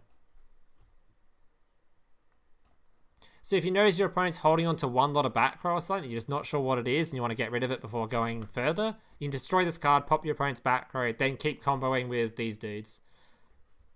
Also, this card combos with this one, I believe. So you target your own card to destroy your opponent's card, and then this thing protects it. Yeah, it does, yeah. So that's a cool little combo. But yeah, we're mostly using it for the name. Alright, Crusadia Maximus. You can spell summon this card from your hand defense position to a zone, blah blah blah. You can only blah blah blah. You can target one Crusadia elite monster you control this turn. If it battles an opponent's monster, any battle damage it inflicts to your opponent is doubled. Also, the other card attack. So you normally end on this thing, because normally, spoiler alert, you're gonna end on this big dude, have this thing gains a billion attack, then this thing makes it so this card gains double damage, and you lethal your opponent. So yeah. I think Crusadia, by the looks of things, is going to be a really good deck in Duel Links. I can't see a world where it's not at least, like, decent. Because, yeah, you can pull off the Crusadia sort of combo to go into this dude very consistently, I assume. Oh my god, they even gave us Draco. Crusadia and Grit format? Everyone starts running Grit? No. Yeah, it's sort of similar to like how Goki OTKs. Actually, it's very similar to how Goki sets up too. Because they set up a negate on turn 1 too if they like. No 3? You mean no link 3? This thing is link 3.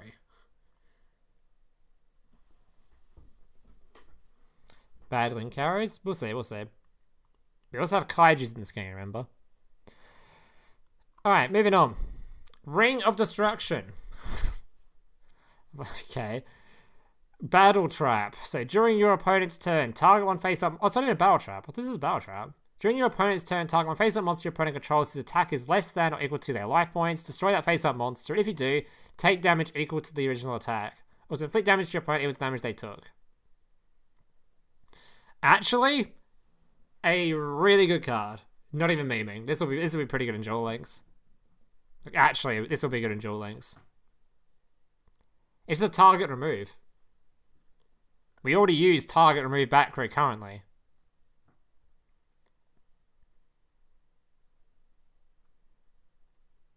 It's not halved? I mean, have we checked in game? Is it halved? Has anyone checked in game? I assume it's halved. Yeah, it's halved in game. Now, would this card become a staple back row over the ones we already have? No.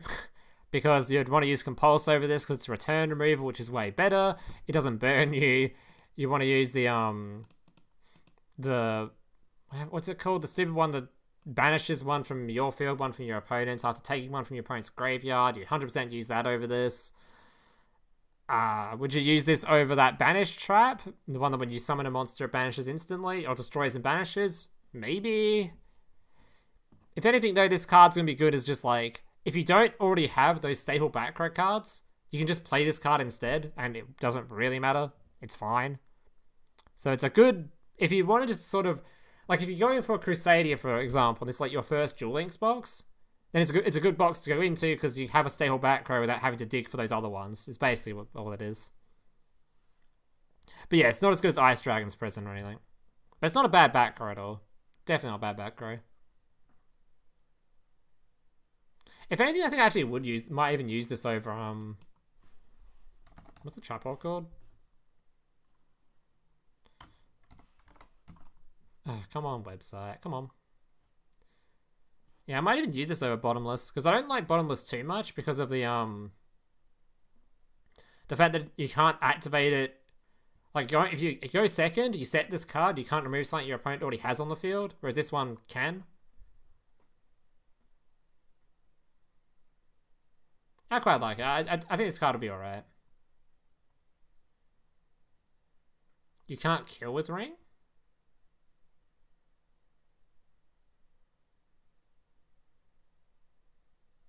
I mean you can't kill with ring.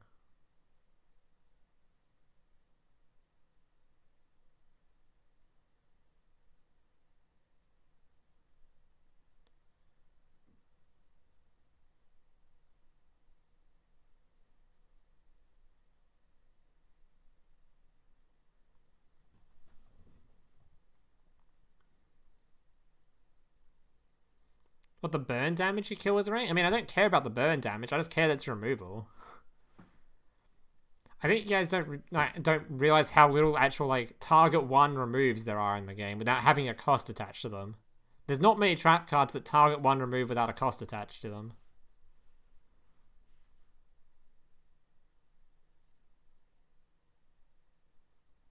So if they have 800 life points, you can only target something with 800 attack or less. Okay. I don't think that's the point. If you're in Duel Links, if you stop their first turn, you're in a pretty good state, which is why you use traps like this. Most of the time, your opponent won't be at 800 life points. Most of the time, they're at 4,000. And if they're not at 4,000, all the time they're just straight up, you just killed them.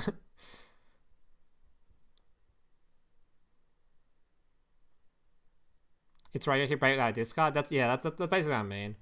Like, if Raigeki Break is a playable trap card in Duel Links, so is this one.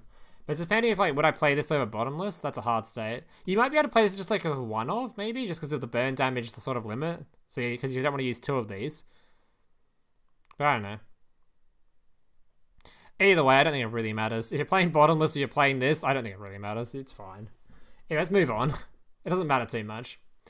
Tribute Lanius. During your main phase, if this card was normal or special summoned this turn, you can send one Raidraptor card from your deck to the graveyard. During your main phase 2, if this card destroyed an opponent's monster by battle this turn, you can add one rank up magic quick spell from your deck to your hand. Also, you're not special summon monsters for the rest of this turn except blah blah blah.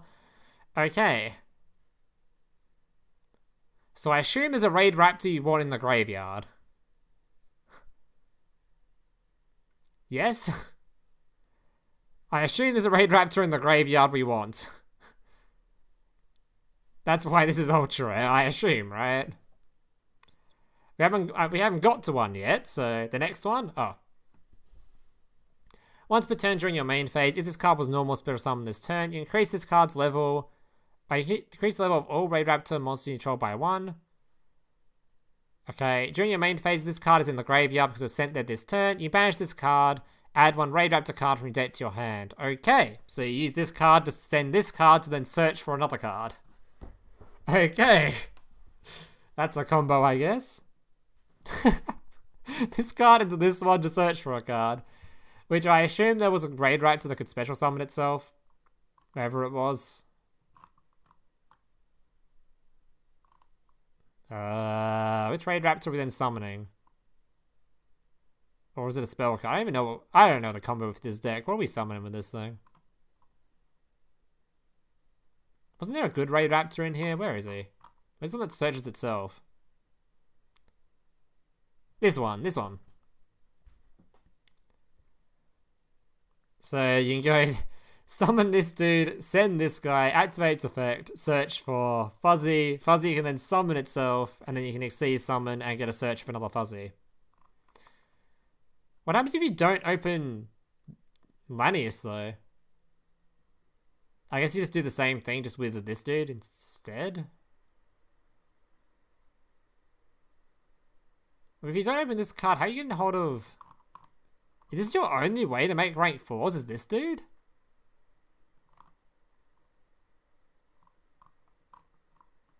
That seems hella inconsistent. Surely there's another special summon, right? Swallow's Nest? Isn't that the Blackwing card? Oh, that's a swap over card, the tribute swap over card. That's limited though, right? It's limited.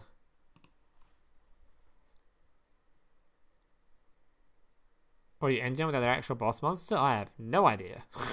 I don't know what the hell this deck's doing yet.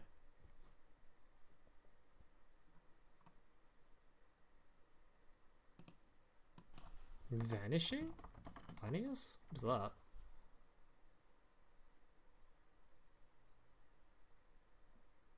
Oh, this is from the event. Yeah, this works. Okay. So that's how you get the other rank 4 out. Okay, sure. Okay. Perfect Sync Aeun. Field spell. When this card is activated, you can add one dual avatar monster from your deck to your hand. Okay, so you can use this to search for your other spell. Okay. Very consistent deck. If you control dual avatar effects monster, you can special summon one dual avatar spirit token. Also, you cannot special summon monsters for an extra deck for the rest of this turn, except fusion monsters. Alright, so this deck is hella consistent, but doesn't do anything. These cards are like some banger spells, but they don't really... Does it do anything though? That's the real question.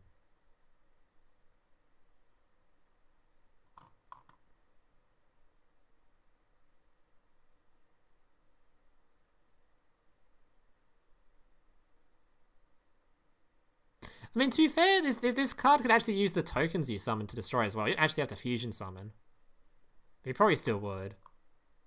I mean, turn 1 fusion summon into a negate, plus this dude, plus you have one of these set, is pretty damn good. I wonder how playable this actually is in Duel Links. I don't think it seems that bad. It's obviously not the greatest, but it doesn't seem awful. It seems playable.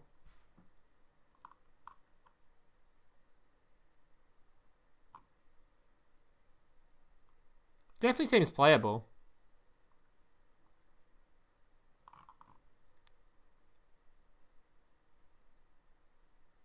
I wish this card didn't take 2 monsters. Like, I wish it had just the two materials, not fucking fist plus other stuff, whatever, because it makes this card real hard to use. These other guys are real easy to summon. I like to give it a shot, I think. The leaks on Master Duel Meta and DMs. Did you?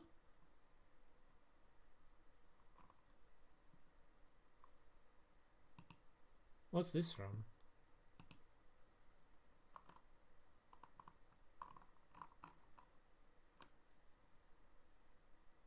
Who leaked these cards? These aren't actually leaked though, right? These are leaked. Someone's just compiled Decade's leaks onto a deck list.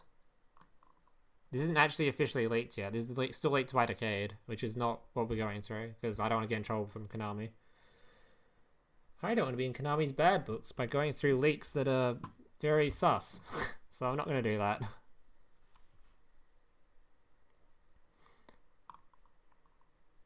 Alright, anyway, moving on. We have dual avatar. Oh, they have a trap card. Okay. So they have another trap card on the other one. Target one dual avatar monster in your graveyard, special summon it. Then if its original level is 4 or lower, you can special summon dual avatar spirit token. Oh.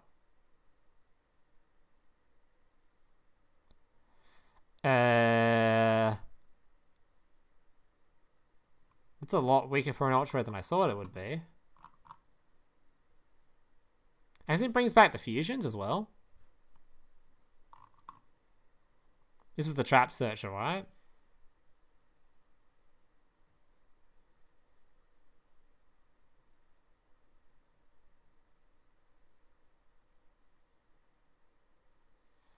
It actually seems not too bad. Like this card, if you have it in hand, you destroy off your own wherever it was. You destroy your own monster, summon this, pop something. And when this thing is special summoned, it searches for a trap as well, so you can grab like the monster reborn back. Which then bring back the fusion monster you destroyed with this thing. This deck can do a lot of stuff. I mean, this deck is really interesting. I'm curious. Okay. I think this card's probably like not something you're on 3 of though. It's probably good because it's an ultra rare, but it seems alright.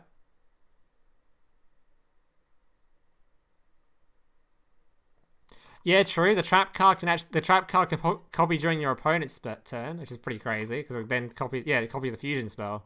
I didn't think of that because I thought this thing wasn't a quick play, and I thought it was a shame because this thing has a quick effect. Doesn't have a quick effect to pop unless it's during your opponent's turn. And the trap card can actually do that, so that's pretty cool.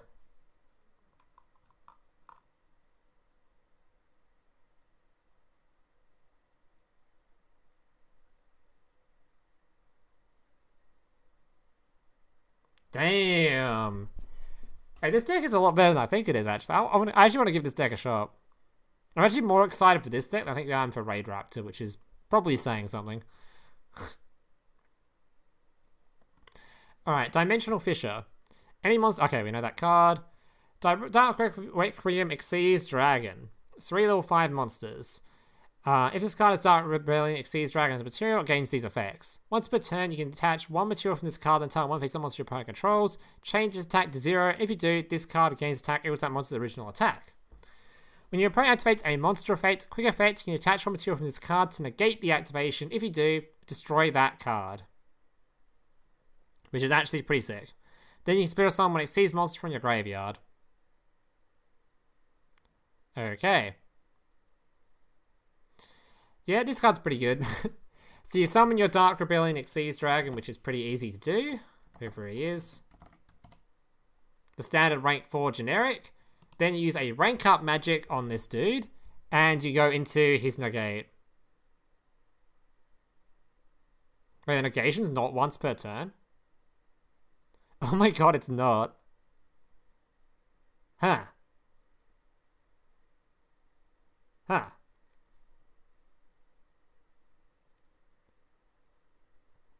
That's a lot of negates. Not once per chain. Aha. A 3000 attack monster with 3 negates. That's a lot of negates. It is once per turn. Read the Yuto skill. I mean, only if you're using the Yuto skill. You don't have to use it.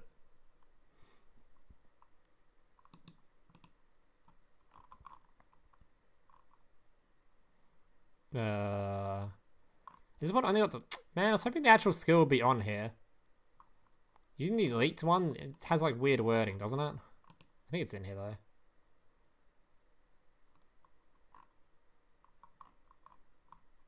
Why is that word censored, huh? I mean, I read the skill in game, but...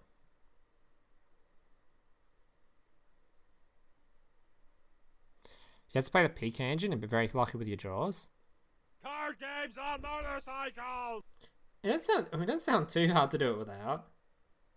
Because to summon this thing, you just need to use the rank up spell. So if you have any normal rank up spell in the deck, you're good to go, right?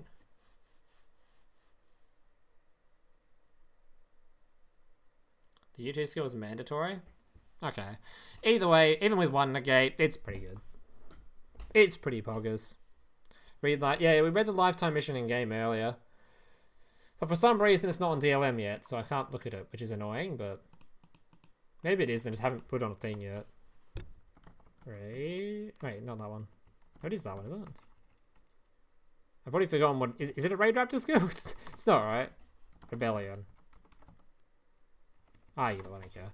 I don't care enough, let's move on. Crusadia Equimax. 2 effect monsters including elite monster. Gains attack equal to the combined original attack of all monsters this card points to. Monsters card points to cannot attack.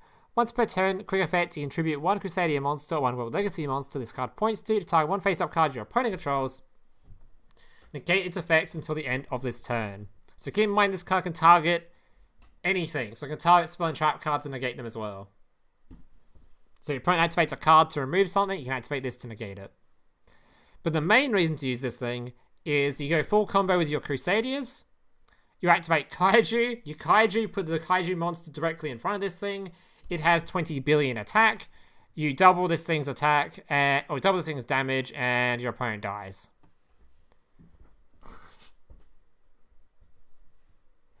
So yeah, it becomes a really big boy.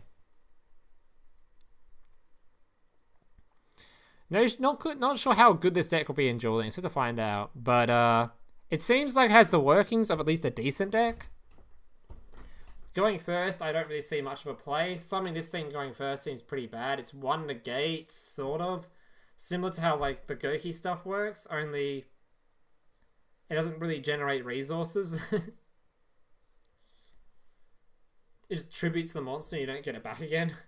Whereas the Goki one adds it back to hand. And actually has a decent stat of boss monster, whereas this thing only has 2,000 attack. Unless your opponent summons Sling in front of it. So going first, there isn't really a play for this deck, but going second is crazy. Which is why it's playable in Master Duel, because there's a coin toss where you can choose to go second. So in Duel Links, where you don't get to choose to go second, I don't know. Not sure.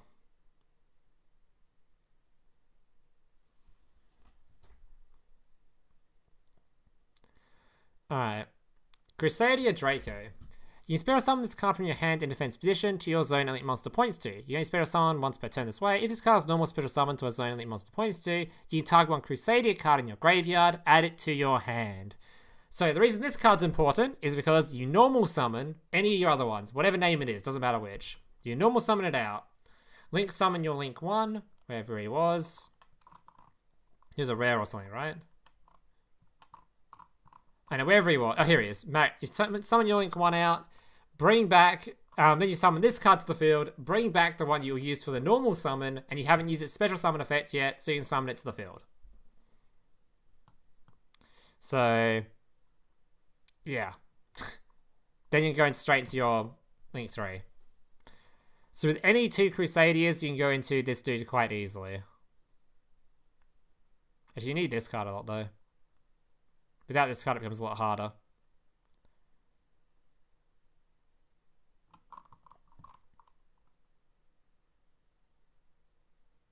Let's just search for it anyway. Yeah, any two will do. Alright, so I guess that's it for the box. So final thoughts on the box.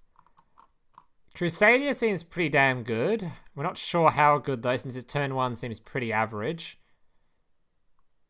But it's not exactly a hard combo to pull off, and its going second seems crazy. Dual Avatar seems a lot better than I think people are thinking it is. I think it will actually be a lot more playable than people think. Seems okay. Seems like it has plays during your opponent's turn and during your turn, and can set up a negate turn 1, which is also pretty important. Seems pretty decent. And Raidraptor is super, like, I have no clue. Because the actual Raidraptor stuff seems very average, like, it doesn't do a whole lot. But if its entire plan is just to go into this thing, maybe it is playable, since this thing seems okay. I have to reread that skill. I've already forgotten what it does. I need to read it now. Let me open Duel Links real quick.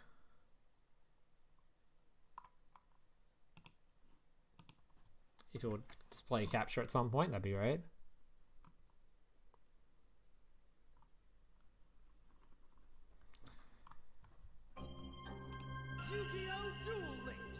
That's a Phantom Knight card? I mean, it's just generic, isn't it?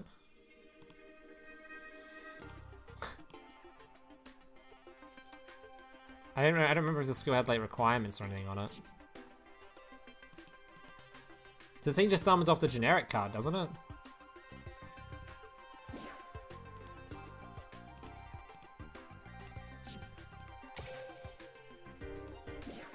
Where was this dumb new skill at? It's in here, right?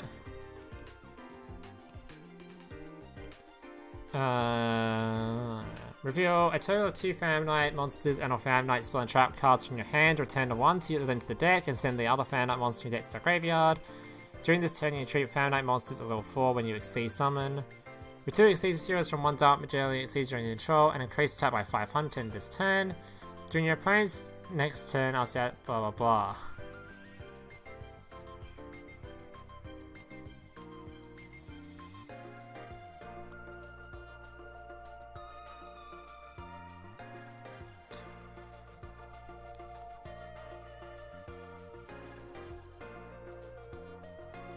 This just makes it really easy to go into him. So I assume the rank up magic has is searchable, right? If it has Phantom Knight in its name. Okay.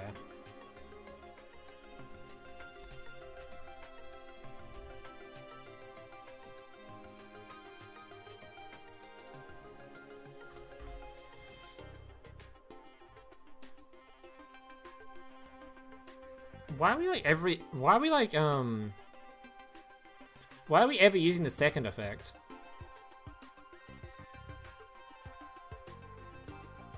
Why are we like deliberately removing materials to make it so it's only a once per turn? Oh, because you need to remove the materials for the rank up magic spell to work. Oh, I see. Yeah, okay.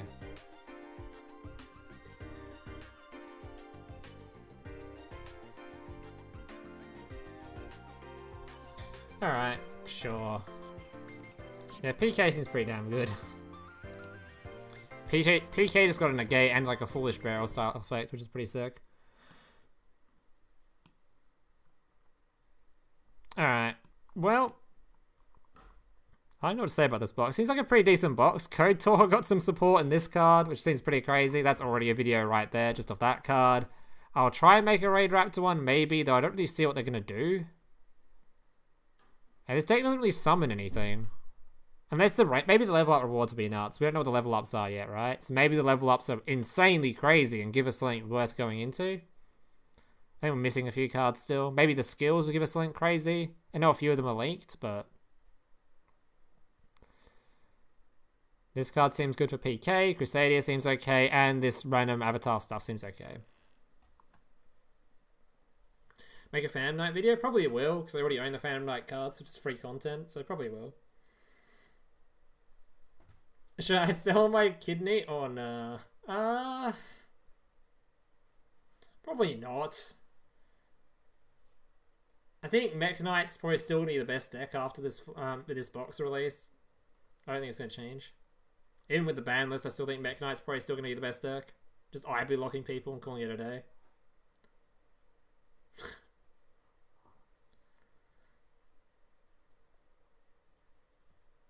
Seems alright though. This box does seem okay. It's not a bad box, so we'll see.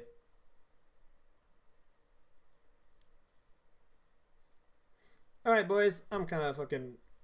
I'm all Yu-Gi-Oh'd out and I've still got to stay up quite late today, so... Thank you all for tuning into the stream. Hope you enjoyed it. If you did, remember to like, subscribe, all that kind of stuff. There'll be plenty of content on this box when it comes out. I'll have like 4 deck lists or whatever made, including a box opening as well for people that want to watch me suffer. So remember to subscribe and stuff for that. And yeah, thank you all for tuning in. I'll catch you on the next stream, whenever that is.